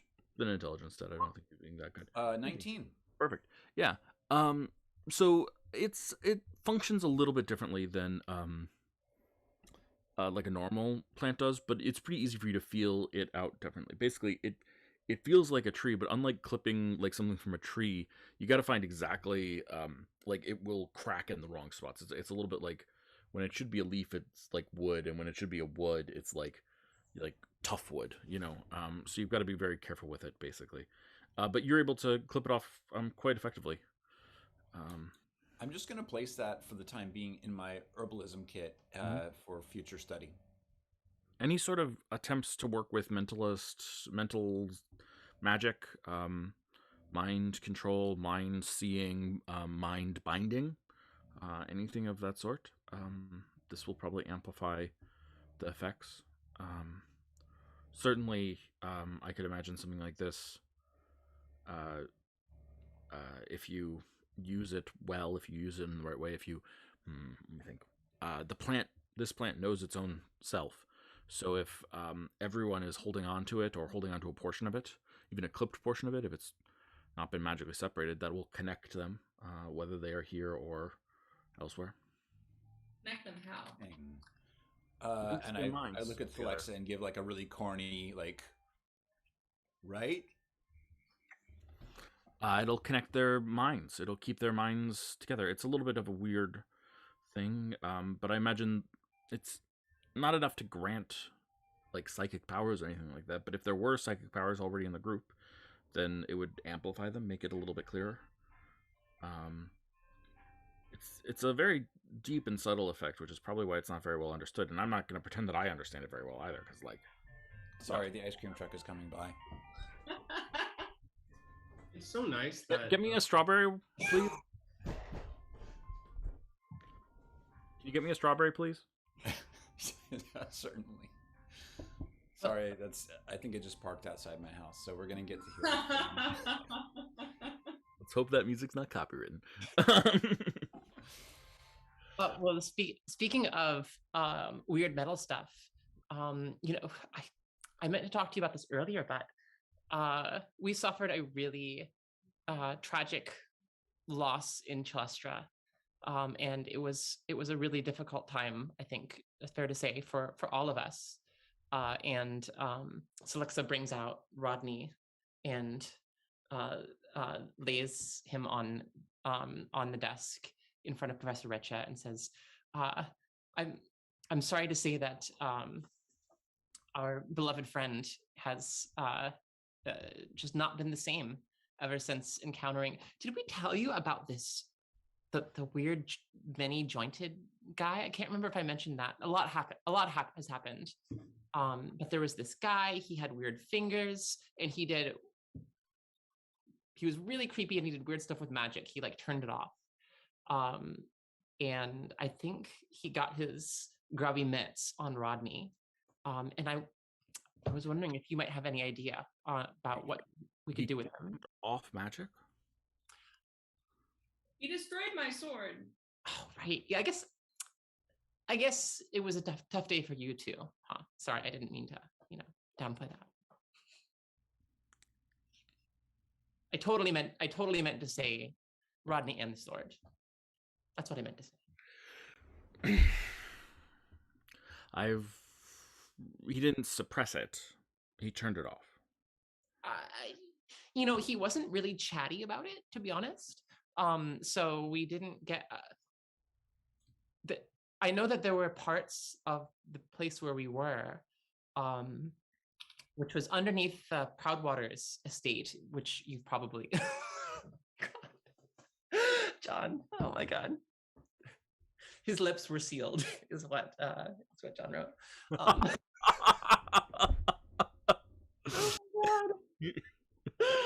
Terrible. That's not horrifying at all. Terrible. So underneath in this dungeon underneath the Proudwater estate, there were areas of suppressed magic, and then they had this one very unpleasant character on retainer who destroyed the magic sword, and somehow has rendered poor Rodney lifeless and inoperable. And I don't know if it's suppressed or what. That shouldn't be possible. It's surprising how often that kind of stuff has been coming up for us in the past couple of weeks. What kind of stuff? Stuff that shouldn't be possible.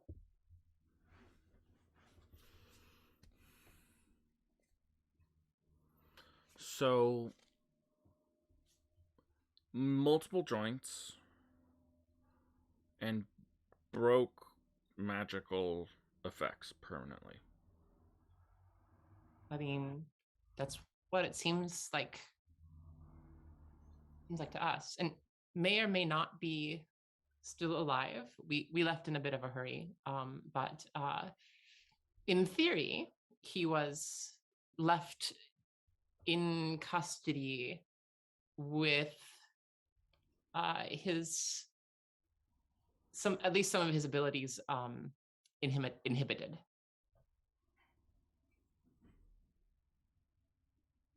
That's very interesting. I will certainly be applying my techniques to do some research into this. I myself am not familiar with this magical anti-magic thing. I know of certain powerful magical effects. Certainly you're probably familiar with like basic ones, counterspell or dispel magic.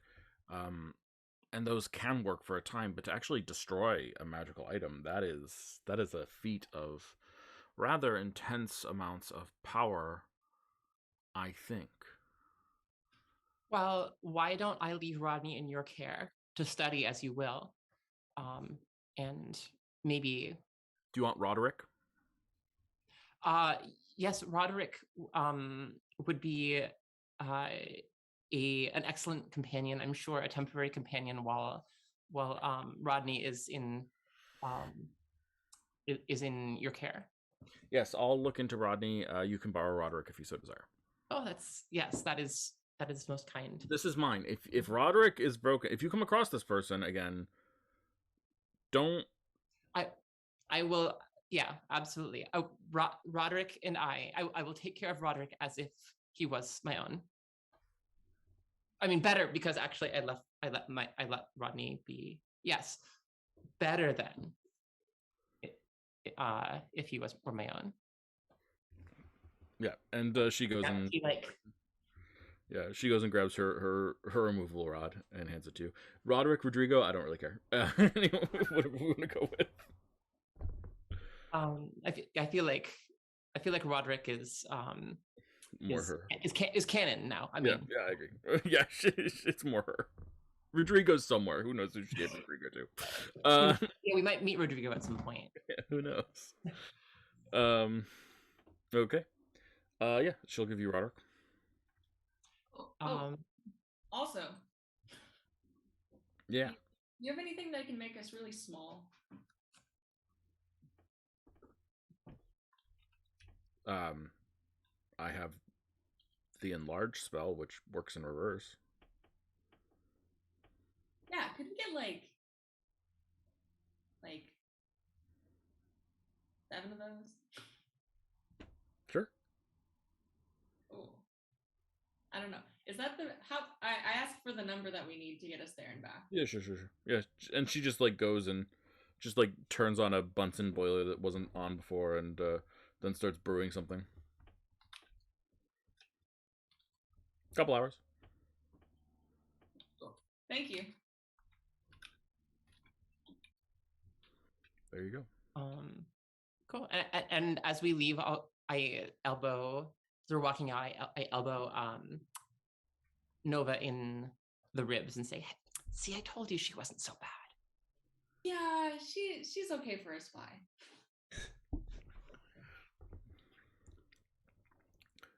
I feel like Narash overhears that. She's now Narash knows she's a spy. Ami, Thea, do you have anything? I mean, did we want to go back to the magic shop for like the good stuff? Yeah. Excellent. Cool. Here's the deal. You have done what he wanted. The owner is deeply grateful and will give you, at cost, a powerful magical item. I don't know what that powerful magical item is yet, but I will figure out something that seems appropriate and give it to you for next time. Sound good? Yep. Excellent. Congratulations. I'll take one of those cloaks too. Lawyers. Okay. Anything else? Slixa does have one more thing that she Go for wants to do, which is I don't know. Well, okay, so I'm just trying to like figure out, are we gonna leave tomorrow? Is that the plan? Mm-hmm. Yeah, I think Or it's. we're Yeah, gonna I like think a rest is important. finish the day and rest and then leave. Okay, so I think in the evening, Selexa is going to in like privacy for her quarters, perhaps, is going to pick up the sending stone, and she is going to the sending stone that is that Cat's Grace has the other one of. And she is going to start like murmuring into it. She's going to say, "Hey, Cat. Hey, are you there?" Yes, I was thinking about reaching out to you shortly. Hi, Selexa. Please tell me how you are doing. It's weird being back here. It's only been, I don't know, a month or two maybe, but it feels like years, to be honest. I'm sure things have changed immensely. You have changed immensely. Last time you were there, let's see, if I remember your stories correctly, you had not gone to Fish Court and met gods. You had not discovered the Neogi. You had not been cursed yet, nor had you fought a color creature, nor had you met the jackal figure, nor had you robbed. Oh my god, you've done so many things. Oh my god, I can't believe you remembered. Like, you really listened. Wow. I listen to everything you say. Well, I've been wondering if you heard anything about what was her name, the madam. The Lady of the Illustrious Sea, yes. I, in fact, have her identity. She's a noble from Chalestra. Goes by the name of Proudwater. Really interesting. How did you like hear anything about her? Other than that, I'm curious how she's doing. Well, she seems to be under. I don't know exactly how to much we. It seemed like you were attempting to thwart her, so I'm going to presume that you don't like her. She seems quite miserable. I'm not entirely certain how to tell you this, but she is under the effects of a curse that prevents her from saying no to people. And because of this, she has established that one of her servants will has become like a very close assistant and prevents anyone from speaking to her or seeing her at any time. As sort of a way of this, she is, shall we say, strictly regimenting the way that people can interact with her, so that no one can make ridiculous requests of her. It is. She seems quite miserable. Oh, what a shame. Sounds like a tough time. Yes. I wonder what would she want with the gem? Like, perhaps she thought it would break her curse? It's possible, but from what my investigation seems to be revealing, she seems to have wanted it as a form of payment, actually, to someone who had been in her employ, a man with too many joints in his fingers.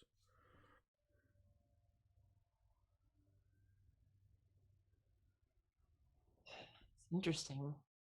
He's not local, by the way. Is that a person who you know? No, it is not. Although I will admit that if there is nothing else for you, my immediate instinct is to go investigate and see what I can find out about him, because he's a whiff. He's not local. I'm certain of it. A what now? He's a whiff.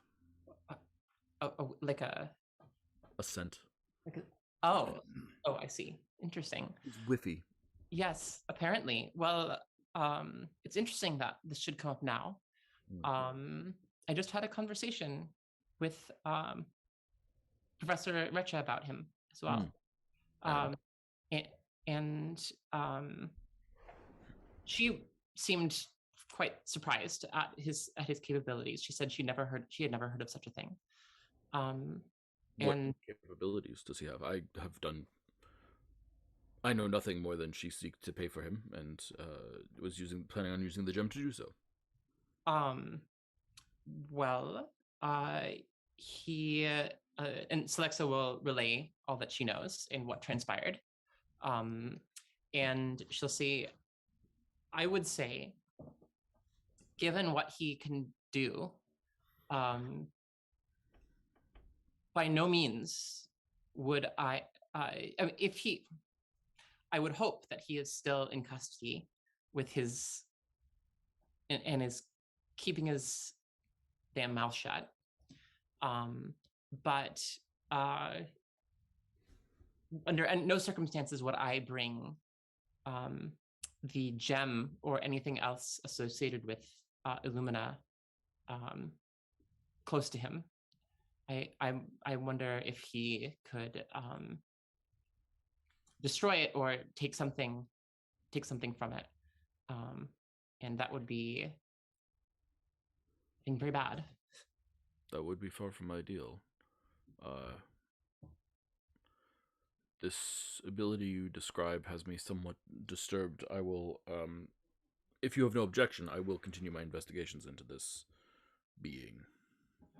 I think that's a good idea, and you should, if you do so in Chalestra, then you can look out for a friend there. Oh, wait, would you know her? Would you know Masha? I'm sorry, no, not offhand. Well, and I will describe how to find her and say she holds with her another token of Illumina.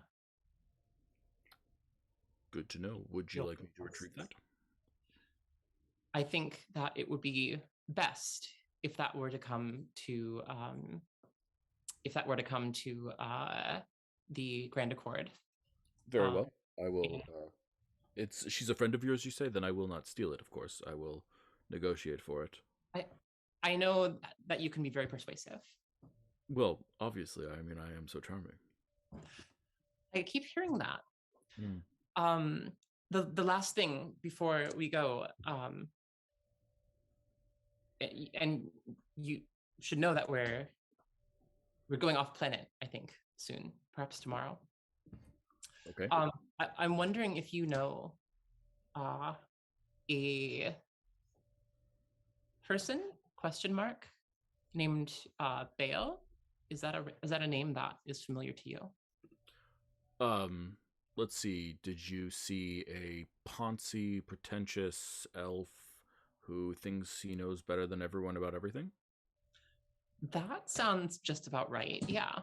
Yes, then I am very familiar with the person that you speak of. Have you ever noticed that he's deeply not charming? That was one of the very first things that I noticed. Yes, indeed. And I'm sorry to say that he has apparently made himself he's made himself extremely present here. And I won't say that's the main reason why we're leaving the planet, but probably had something to do with it. I should cut him some slack, perhaps. He's good. He's got his goals in the right place. He's, Ashra? Of course. How could I forget? Yeah, he may not look it, but he's Ashra's dad. Oh God. What? Ugh.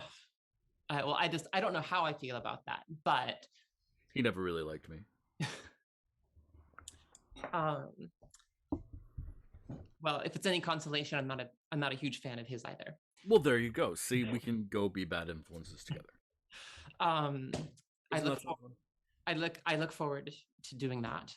And in the meantime, good luck and stay safe on your travels. And I will let you know when we are back from Dragma, where we go tomorrow. Pack an extra towel. Oh, God, this feels like a terrible idea. It's Goodbye. It's literally a cesspool. Thank you for the warning. Goodbye, Cat. Take care.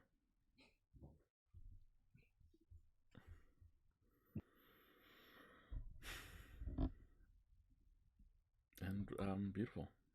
We'll end that scene there.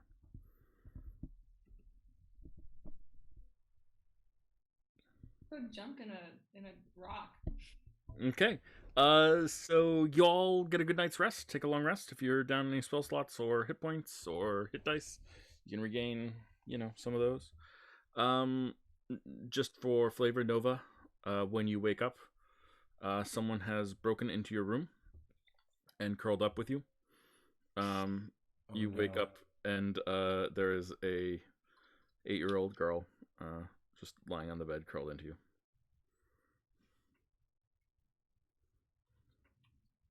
Well, now we gotta take her. she's the new Nephany. Oh my god. I don't think she'll be as recalcitrant, though. We'll just charm our way through Dregma. Look at this little cute kid.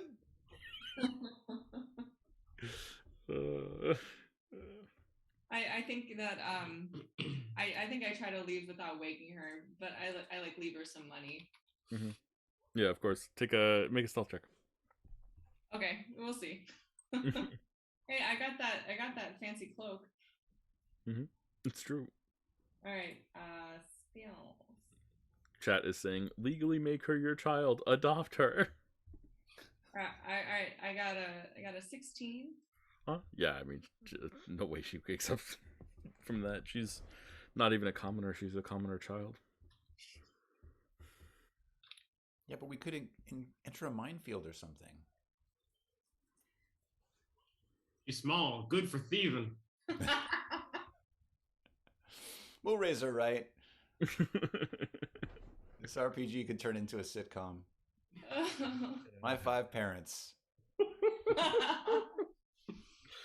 I feel like of all the times to bring your small child with us, this is not the right time.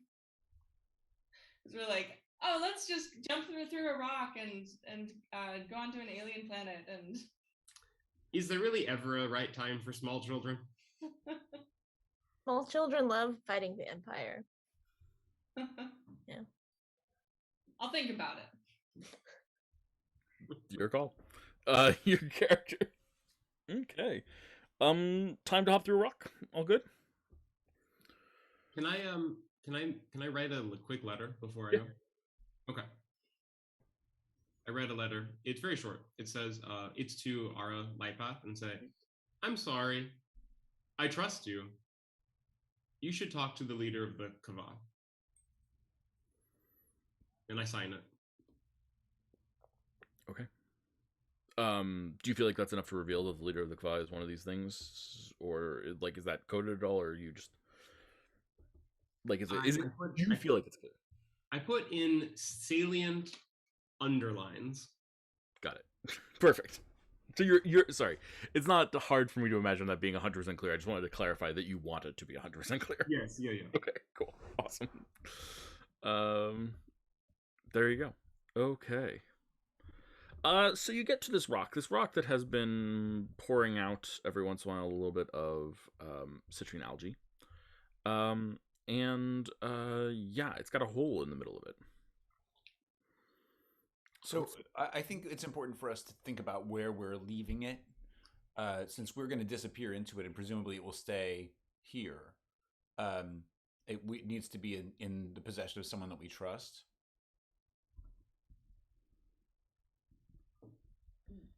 Well, we could leave it in one of our rooms and hope no one goes in, or we could ask one of our friends from the from this lovely Grand Accord organization to watch it for us.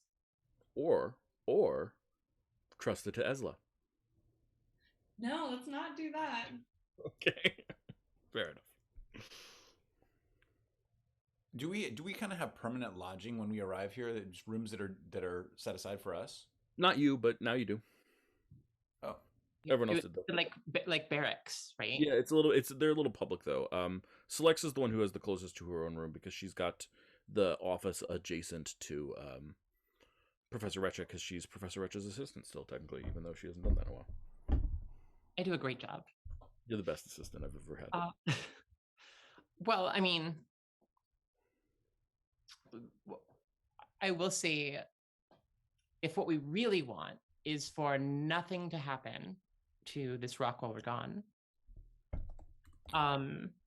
then the professor herself probably would have the best place to hide it, if we want no untoward surprises. that's fine. Let's take off from there. I also don't know, and again, it's yours, so it's up to you. I don't know if you were planning on lugging the tree with you, bringing the tree with you. But she would also probably look after that if you wanted her to. That's your decision. I don't know if you want to hold it around in your pack. I guess that I'll take for somewhat for granted that if we can just say that I've maybe clipped an extra clipping from it, so I have a couple of samples, then yeah, that would be fine. Okay, absolutely. I might suggest bringing one leaf for each of us in case we decide we want to do that mind meld drug trip. Sure. Oh, okay. Yeah, that was what I was taking from what the professor was saying. Knowing winks. Yes. Yes. So you bring it to Professor Retcha, and she agrees to take care of it. She says she'll hide it in her cabinet, and no one will be able to get out or in without her permission. So I'm gonna turn to the party and say, now, I love my home planet. I think outsiders might find it a little bit on the wet side. And in addition to that, as we go through the rock, if we appear the same place as before, which I imagine is how it will work, you will be submerged in water. So prepare yourselves for that. And just to know, I mean, Dregma does have land masses that float on top of what is mostly a water surface of the planet, but it's going to be a little bit of a wet time. So, who wants to be an eft? Or a newt? Or a skink? Or an eel? Sounds like the kind of thing Timothy would like. I'm already a lizard, but I mean, I wouldn't say no. I don't need to be though. I like being able to hold my sword. Got it.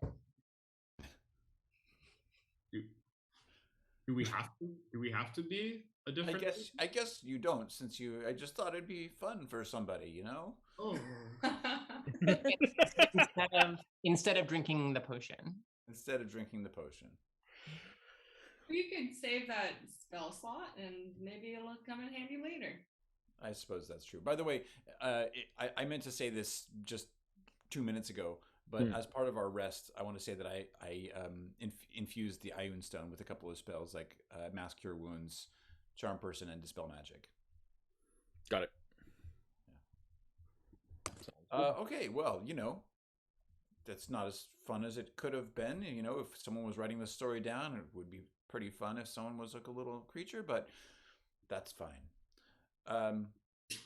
So I'm going to set the rock down and say, who's ready to go?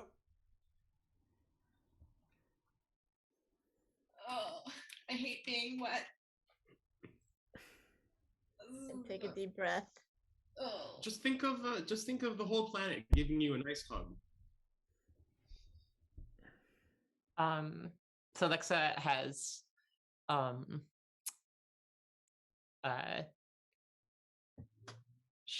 she took Cat's Grace warning to heart, and she has like a fancy like oiled canvas like backpack with like a really like that's rolled up really tight, and there's an extra towel in there. I love it.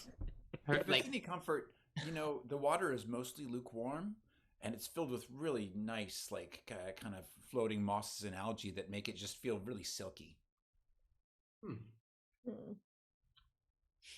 You're not selling it. You're not selling it. Oh, but it's nice for the skin. Some of it you can kind of chew on. It's like What are you implying? Oh, you don't have scales, so maybe it just doesn't translate. It's okay. Okay. Well, to get things moving, I'm going to change myself into a snake, and it's going to be kind of water moccasin style. I hope something like poisonous as some form of defense as I'm going through this rather blindly. And I'm going to slither over to the rock and actually kind of like slither over the top of it and look back at everybody. Potions are handed out all around. They're like little shot glasses of potions of reduce. Down the hatch. Everyone pops it. How does it taste? What does it taste like? Yeah. Let's see. Potions of reducement. It tastes like pomegranate juice. Professor Recha really does not like bad tastes in her mouth, and so she goes out of her way to flavor things well. Yeah, that sounds pretty tasty. But then you shrink. And you all get very, very small. And suddenly this rock that was, before you, that was just like this rock that you were carrying around, is now like this huge, gargantuan boulder that you're going to have to like scramble up and get up to get inside and all that good stuff. Well, I'll arrange my snaky body to be a little bridge. Yeah, absolutely. So you guys can run. Well, it's in the cabinet, right? So do we have to like? Oh no, it's been put on the floor for this. She's gonna put it in the cabinet when you're through. Oh, okay, that's very considerate. Yeah. She doesn't want to open the cabinet with all these people around, as Alexa can guess. If Celexa, I see. The cabinet is closed. Okay, and she will open it later. Understand? Yeah, she'll open it once you guys are gone. She'll open it and put this away. Okay. So a little snaky body is there. You guys run up the back. I'm sure, Narash, that's an interesting feeling as like little feet are running up your back. And I'm also certain it's interesting to experience tinily running up a snake's back. There's this hole. It was, arm-sized before, but now it's like a portal. It's like looks like a full-sized portal for you. It is weird algae water in front of it. You're gonna get wet going into this. So Alexa, like, she's like poking it. Yeah, it has like a lot of surface tension because of all the algae, and so like you poke it and your finger doesn't get wet. It just like pushes the surface down a little bit, and then you pull it out. Oh God! Do we have to? Yes, come on. As the kids say, cannonball. All right, you go. So refreshing for you. It feels so soothing on your skin. It is so relaxed and like just pleasant to be in. Come on in. The swamp water is fine.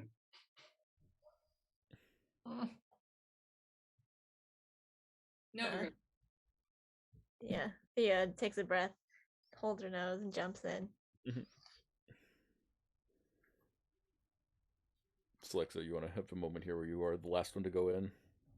Is she the last? I don't know. Like, everyone else is in. Oh, okay.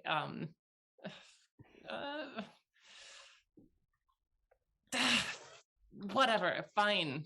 And she will she's gonna like close her eyes and like plug her nose and just like fall into it. Yeah, it's not that deep. It's like it's a little bit higher than your height deep at this point. Okay. Actually higher. So like wade into it then. Yeah, so you wade into it and start heading for the portal. Who's through the portal first? Just because I need it for my attention. Timothy is through the portal first. Bam. Okay. Next. Marching order, basically. Nova is next. I saw the hand first. Looks like Thea. And then Giant Snake, and then Select's in the back. That sound good to everyone? Okay. So let's see. Timothy, you swim through the portal, and suddenly the bottom just drops out from underneath you. There's this... You just went from being inside this, like, tiny kiddie pool to being something, like, whatever, to being something that is, like, expansive. It suddenly feels like you're in the middle of, like, an ocean. You can't see the edges in any direction because everything is so huge to you. Okay. Nova follows along behind, having a similar experience, followed immediately by Thea. Narash, you slither through and feel instantly like you're on Homeworld. You're on Dregma. You see the right stars in the sky. It's the middle of the night here. It was day where you were, but it's the middle of the night here.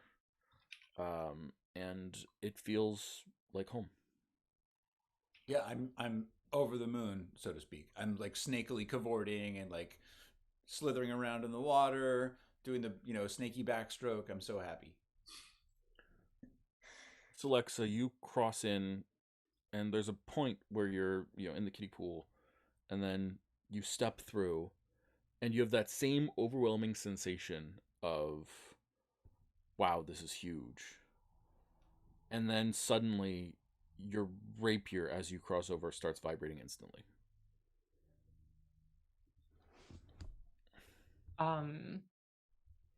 I think she's so kind of wait. So sorry, are we underwater? Are we like? No, you're kind of actually floating on the surface right now. And do I see? Do I see the party nearby? Mm-hmm. Yeah, everyone's around you. You see Narash doing like sneaky backflips and swirling around. I think that Celexa actually has kind of like this is already so intense, and she's really unhappy about current physical circumstances. And when this starts buzzing, I think it like takes her, and it's such a new toy. It takes her a minute to or a second to figure out what it is, and then she's just kind of like she has a moment of panic.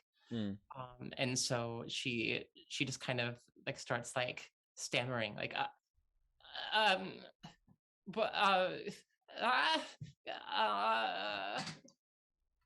Since she's small, does she sound like a peeping chipmunk?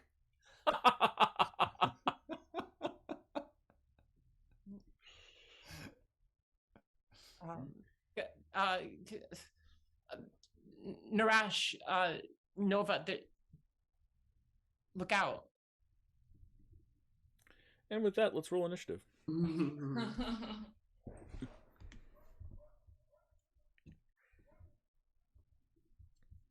Click the thing first.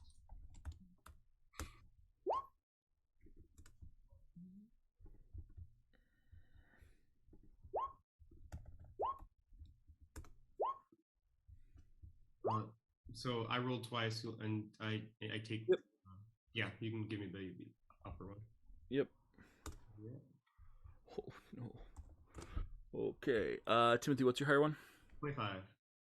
And Celexa, what's your higher one? 14. 14. Yeah. Good. Nice.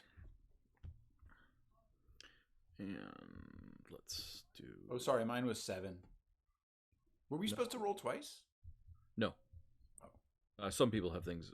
Selexa's new magic item gives her rolling twice. Oh, got you. Okay. and Timothy has an effect that gives him rolling twice. So there you go. Did I delete Timothy? Yes, I did. 25 for Timothy. There we go. Descending. Perfect. Timothy, you see as these massive frog creatures come towards you. Uh-huh.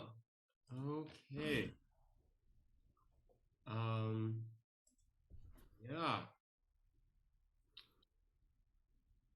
I'm just looking at my stuff.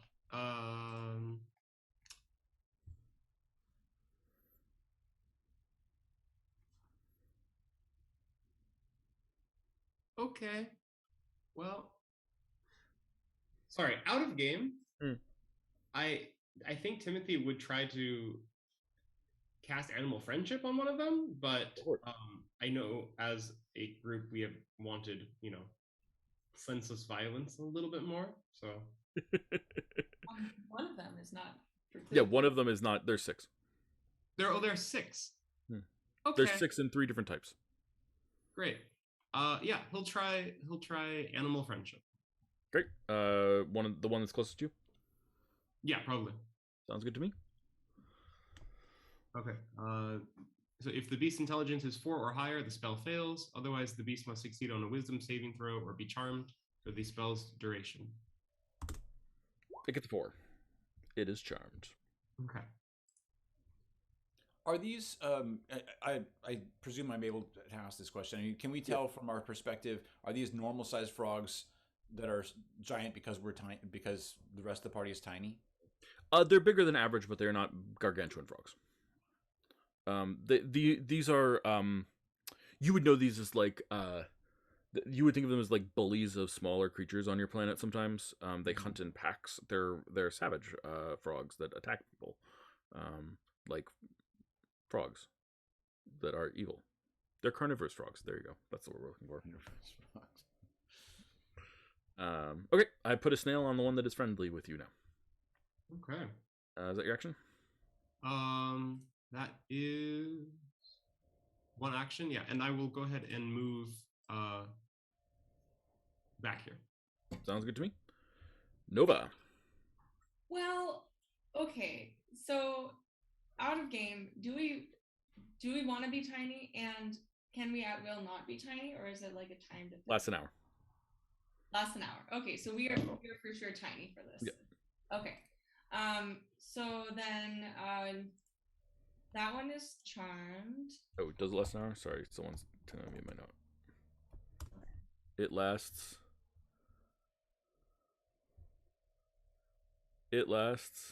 1 minute. Never mind. Okay, but still for the duration of this, probably. Yes. Okay. All right. I would like to. Would I be able to hit the one in the middle? Like if I got up and hit it with the sword? Like if you swam forward and hit the one in the middle? Yeah. What's your swim speed? I don't know if I have a swim speed. Then it's half your speed. Okay. Is that enough? 1, 2, 3, 4. I think I could get there, but that would be 2 move actions, right? Probably. What's your movement? My movement is. I don't know what buffs you have. I don't have any buffs. I think it's Then just 30 feet, so 5, 10, 15. Okay. So, you can get there. That's the closest you can get in one movement. Okay. So then instead, I will try out my new bow and see if I can hit this thing. Do it. Okay. Oversized longbow. A 12 solidly hits. Cool. All right. And is that the damage? Yeah, it'll be 16 damage, not the +7 because the +7 would involve the crit. Okay. Beautiful. Yeah, absolutely, Nova. That's an attack. Do you want to take a second one or a third one? Yeah, second and third one. Do it. 17 hits. And 12 hits. All right. These big ugly frogs are not that dexterous at dodging these big ugly longbow. It's got to feel pretty good. Yeah. Thea, that makes it your turn. Okay. I'm gonna make eye contact with the one on the left. Okay. And try to petrify it. Yeah, absolutely. What's my save? con save. Okay, what do I get on my con saves? I get a +1. This is not going to go well for me, is it? 21. Take it. Wow. Wow. It is not petrified. I don't get a souvenir. Mm-hmm. Do you want to move? I think that's my action. Yep, that would be your action. Do you want to move? Let's see. I might move back a little bit. Just over there. Okay. Cool. What's the range on my super tongue? Cool. Okay. 5, 10, 15, 20, 25, 30, 35. This big guy comes charging forward, and I'm gonna super tongue Nova. This is a bad idea. Oh well. Nova, make a strength saving throw. Okay. 14. Oh, 14 is a failure. It actually works. Oh, I'd like to use my reroll. Yeah, you've got an Indomitable. Do it. That's what it's there for. 24. Well, okay, a 24 is better than I can handle. So this tongue comes out and it grabs you. It just wraps around you and it starts to try and suck you in and pull you into this creature's mouth so it can consume you. But you manage to just reach down and rip the tongue right off. It has like stickers and suckers in it. It seems to have like sort of poisonous barbs. It's very gross. But that is its turn. Alexa.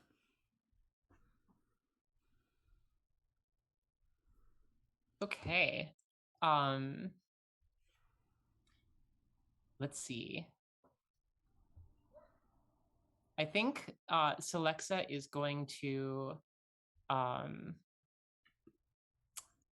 I can't. So we're swimming, right? Moving at half speed. 5, 10. I think that she actually is totally fine, kind of letting the party stay between her and these giant frogs. I would too. Yeah. Yeah. So would Cat's Grace, and he's charming. I think instead, she is going to cast a newish spell when she got a few levels ago. Mm-hmm. And she is going to cast Synaptic Static. Okay. And try and get the 4 that are kind of on the right. Okay. That'll include the animal friendship one. Oh well. Happens sometimes. Totally fair. Yeah. Is that int saves? That's int saves, yeah. Cool. Well, I've got a -4 on each of those. So I imagine this is gonna go great.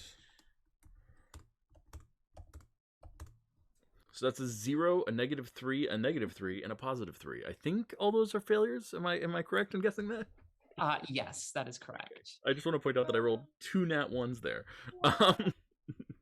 Should I roll once and then it's the same? Yep. It's the same effect. Yeah. 24 damage. Okay, 24, and they've got -d6 on all attack rolls, if I believe correctly. Attack rolls and ability checks, yeah. Great. So anything I do that involves me doing something rather than you resisting something I'm doing, is not going to go well for me. Cool. Poop. I say this as if it was profound. Okay, cool. Let's take that and turn that around and try to sorry, is that psychic damage or that is psychic damage. Okay, great. 5, 10, 15, 20, 25, 30. And turn towards Timothy. Timothy, I'm going to attempt to eat you. We'll see how this goes. I've got a +10 to hit, but it's going to be -d6. So and 2 attacks. So that one, that's a 26. Would a 26 hit? Yep. If I got a -6, would that make a difference? No. Okay, then I will instead just attack you. 3d8 plus 6 damage. 18 points of damage as I tongue you. And that is bludgeoning damage. And I am going to grapple you for free. Okay. That's my turn. This one over here is going to attempt to do the same thing to Nova. Nova, 25. That hits. Would a minus d6 make a difference? Could it make a difference? I don't think so. No. What's your AC? 18. Then nope. Excellent. Well, then with that, I will do 3d8 plus 6 damage, 15 points of damage, grapple you, and then attempt to bite you. Oh, okay. You are grappled. 25. Wow, that also will not make a difference. Nice. So that'll be 3d10 plus 6. And you are blinded, restrained, and inside of me. When you start your turn, you will take more damage. Okay. Meanwhile, I'm going to move these guys up a little bit and spit acid, because we can spit acid. And we are going to spit acid. Ooh, I see a little cluster of people there. I can probably hit 3. Awesome. I'm going to spit acid at Thea, Slexa, and Narash. So I need dex saving throws from all 3 of you. 14. And Thea. Thea, Narash, and Slexa. There we go. Slexa, you take no damage. The other 2 of you take 13 acid damage. And I can use uncanny dodge. You certainly can.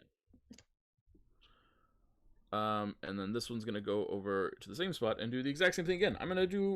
Why would I, for next thing, same thing. More acid, same 3 people. 3 more dex saves.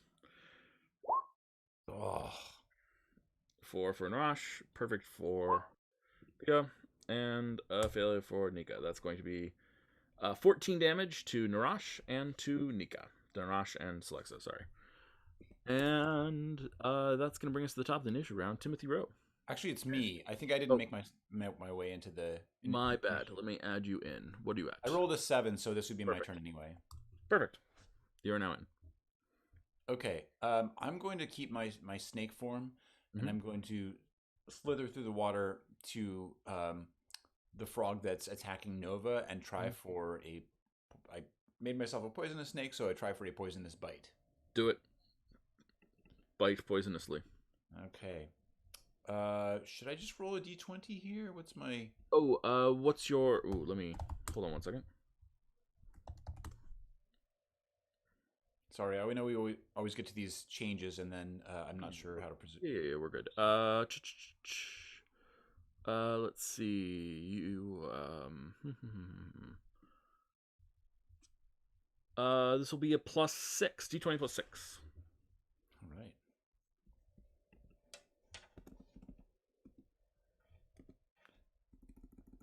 It's /roll. /roll. /roll. 1d1, letter D, number 20, plus 6. Got it. Wow. That's an @1. Wow. That did not go well for you. That did not go well for me. Timothy, you're up. Okay. You said I am grappled? Yes, you currently grappled. What can you remind me what one can do when grappled? One can do anything one wants but move. Including attacking? Yep. It is restrained that will prevent you from attacking. Grappling, let's see, conditions, let's pull it up again, just because because there's like 17 of them and it's easy to forget. Your speed becomes 0.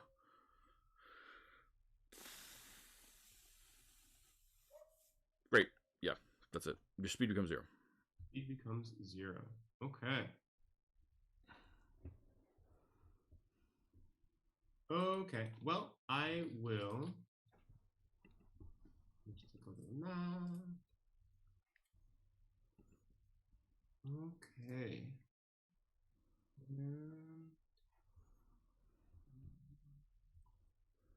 10 feet. Okay.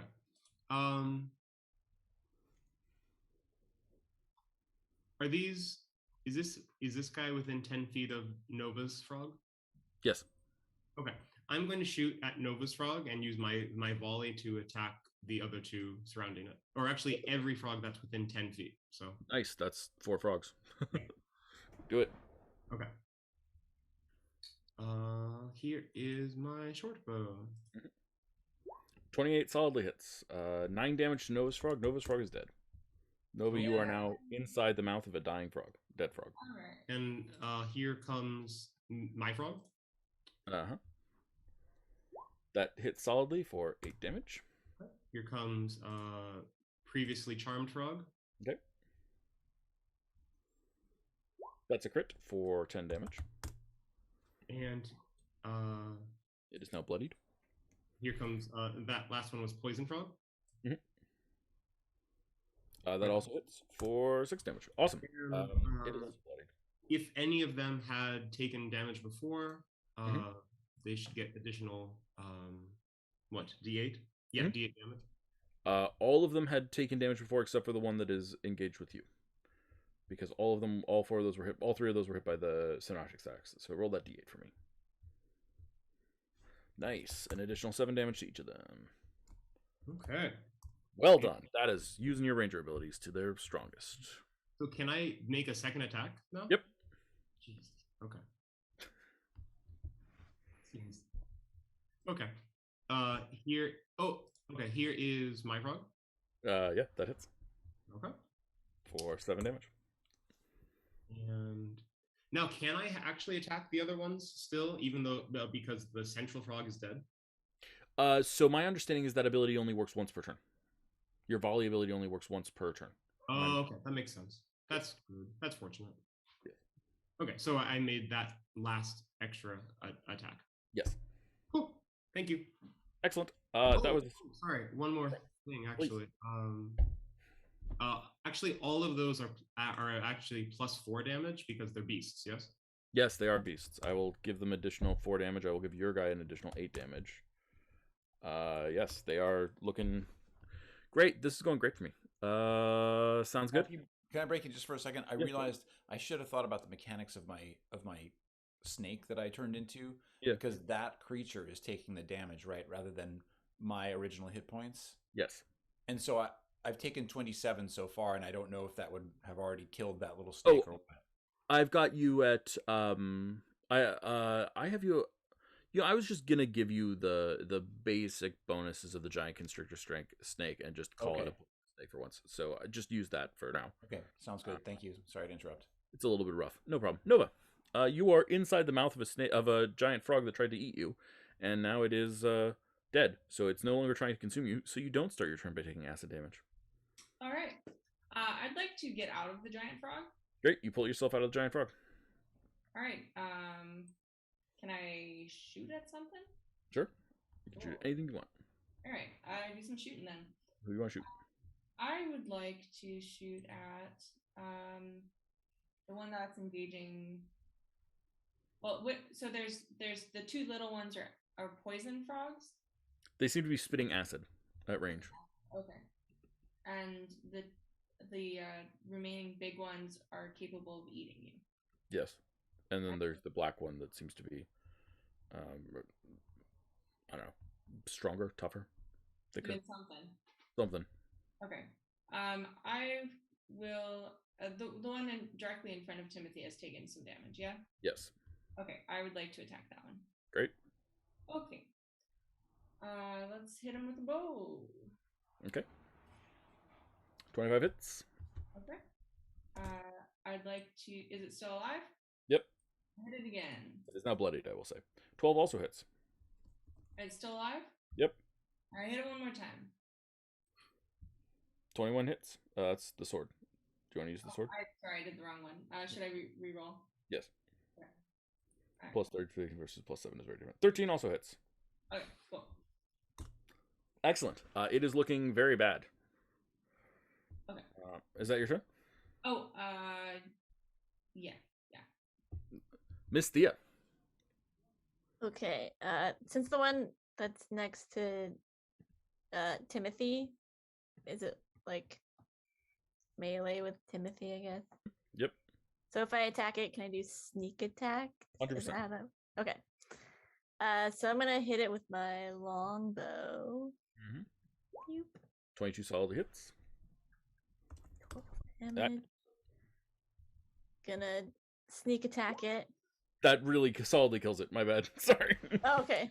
You very demolished it. Okay. It had 11 hit points left, and you did 27 damage. So it is very dead. Arrow goes right through it. Timothy, you are no longer grappled. Woo. Okay, that's my turn. Excellent. Frog Boy, where are you at? There you are. Cool. Cool. Let's swim forward and attack Nova. Nova, I'm attacking you. Okay.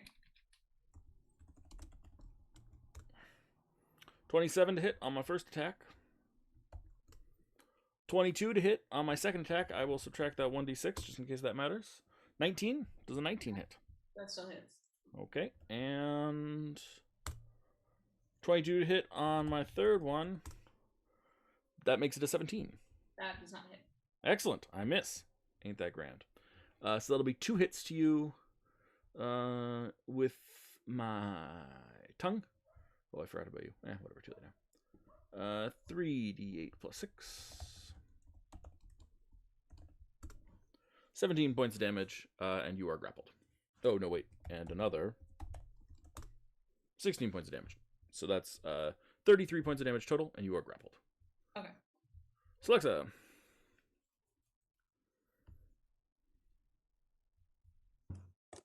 Okay. I think that Celexa sees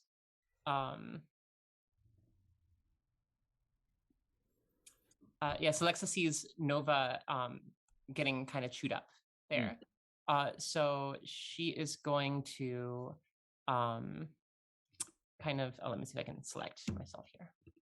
Oh, there we go. She is going to swim. She also doesn't really love the whole like spitting acid guys. Yeah. So she's going to swim kind of this way a bit. And then she is going to hit the one. She's going to fire some Eldritch Blasts at the one that's closest to that just grabbed Nova. Do it.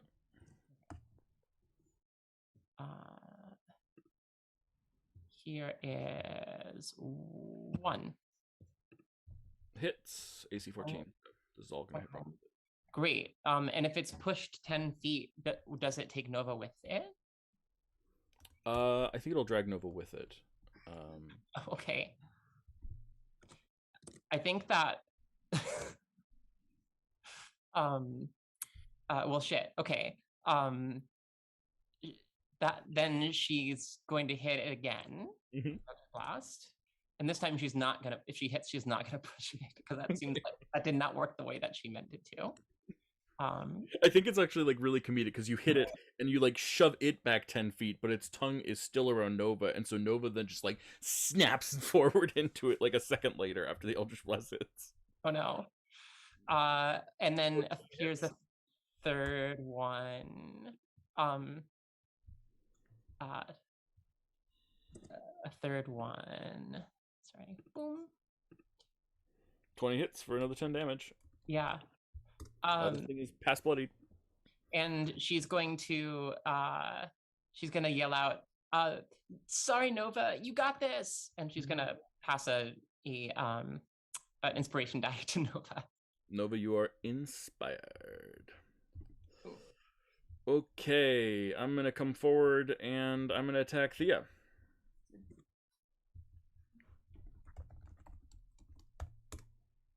$13, I assume that misses.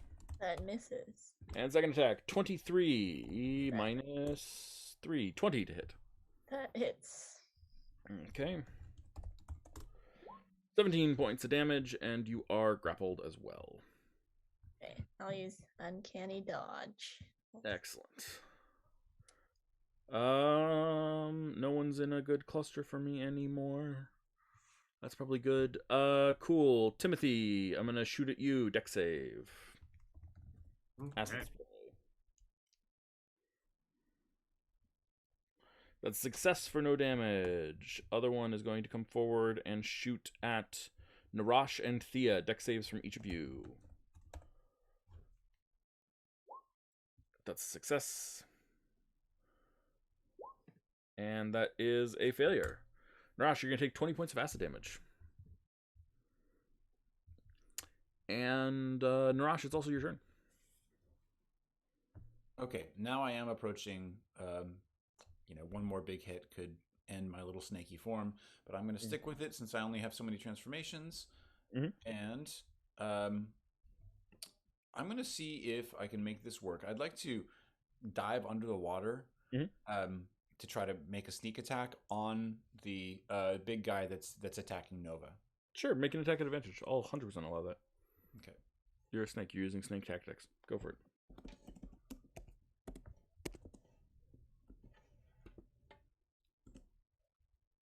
19 solidly hits. If you want to roll again to see if you have a crit, feel free. Sure, I'll do it.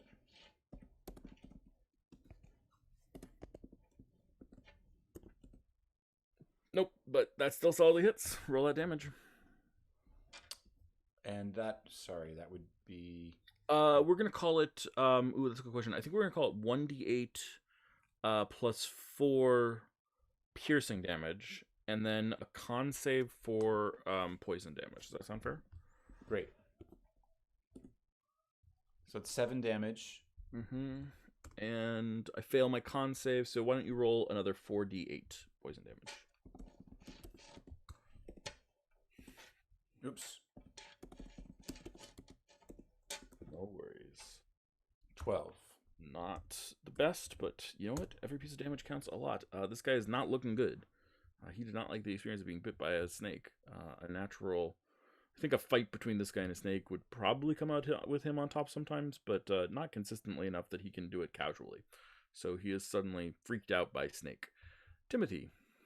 All right, I am going to shoot one of the poison ones and use my volley for the other poison one. Sounds good to me. Okay. Here's the left one. 28 hits. Plus, he's taking damage, yeah? Yep. Okay. So here's a d8. Which puts you over the top. He's dead. Okay, and here is the volley for the other one. 27 easily hits. Okay. Yes, he's taking damage, so I'll add that 6. Great. Second shot. And I'm actually going to take the second shot at the large one. Go for it. Critical miss. Oh dear. Okay. Oh, plus 4 damage for the other one. Plus 4 damage for the other one, of course. I just did plus $sign instead of plus 4. Yeah, I think what happens is as like you turn to shoot at the big one, you're like, I'm gonna shoot the big one, and like the big one's tongue just goes like wild, and Nova is suddenly right in front of you. So you loose this arrow, purposefully dodge, and like purposely like pull your hand up and like make sure that you don't hit Nova. Nova, that makes it your turn. All right. I would like to take out my sword and attack this thing. Yeah, do it. Okay. All right. Here we go. 70 hits. All right. He's still barely holding on. All right, I'll hit him again. 18 hits. 10. Still barely holding on. I hit him a third time. Do it. That hits. Or 12. That knocks him out. There we go. Nicely done. Excellent. Is that your turn? Yeah. Okay. Thea, my grappled friend. Okay. If I'm grappled, I can still... Can't move. That's the only thing that happens. Okay. Cannot move. Then as I'm being grappled, I'm gonna hit this guy who's holding me with my laser pistol. Okay, take a shot. 21 hits solidly. Excellent. 11 damage. That takes it over the top. He's dead. Whew. Only one guy left on the field. Not that worried about it. Slexa, it is your turn.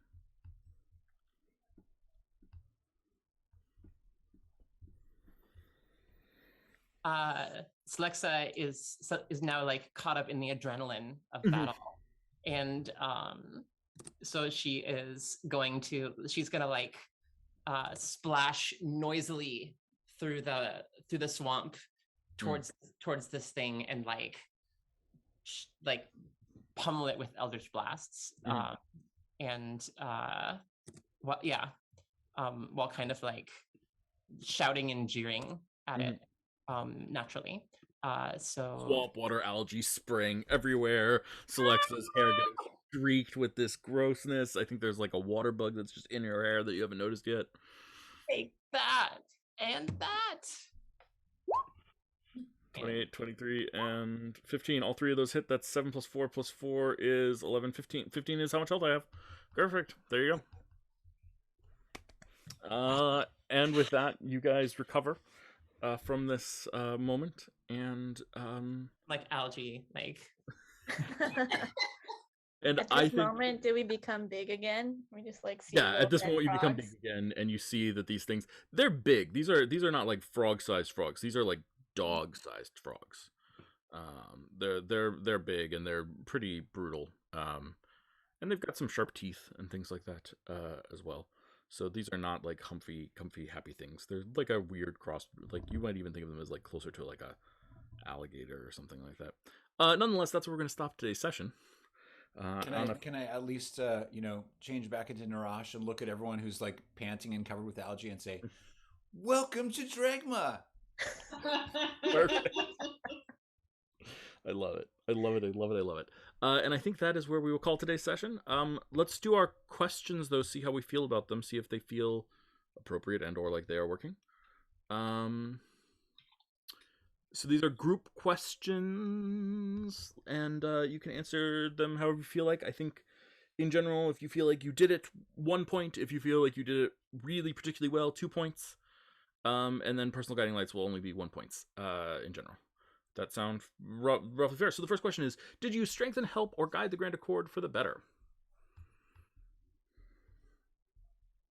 Well, we embarked on a really important mission.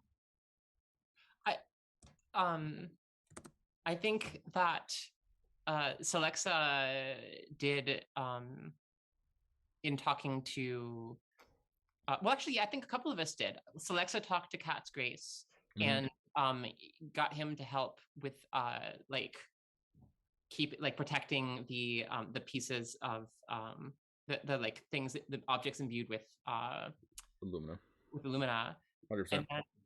And then also I feel like ripping off the Band-Aid and telling Ara Light Path about the brain chimp was also important. 2 points there. Sounds good to me. Did you use the Grand Accord to strengthen, help, or guide its allies?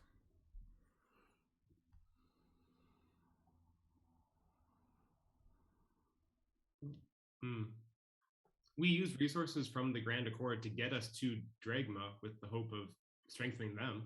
Yeah, I totally agree. I think 100% you use the Grand Accord to start.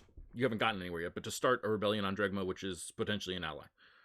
So I definitely think a point. I wouldn't say 2 from my perspective because we haven't accomplished anything yet, but we've started that, and that seems like, it's worth pointing out that you guys are resources from the Grand Accord. On some level. Does that seem reasonable to everyone? Okay. Did you uncover or learn anything new about your enemies?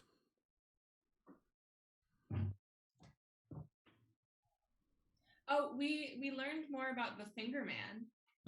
Yes, I agree. Also, this is a minor one, but I'd be tempted to give you another one for Proud Water, Illustrious Sea. Oh, yeah. Yeah, absolutely. That was... I really thought that was the most obvious fake name I'd ever written. Ever. But I'll take it. No one caught it, so, fine. I had no idea that those 2 synonyms. Proud, Illustrious, Sea, Water. Retrospect. Yes, I know, but I thought it was obvious, but I'm glad it wasn't. Okay, absolutely. Did you find a way to weaken your enemies in a significant manner?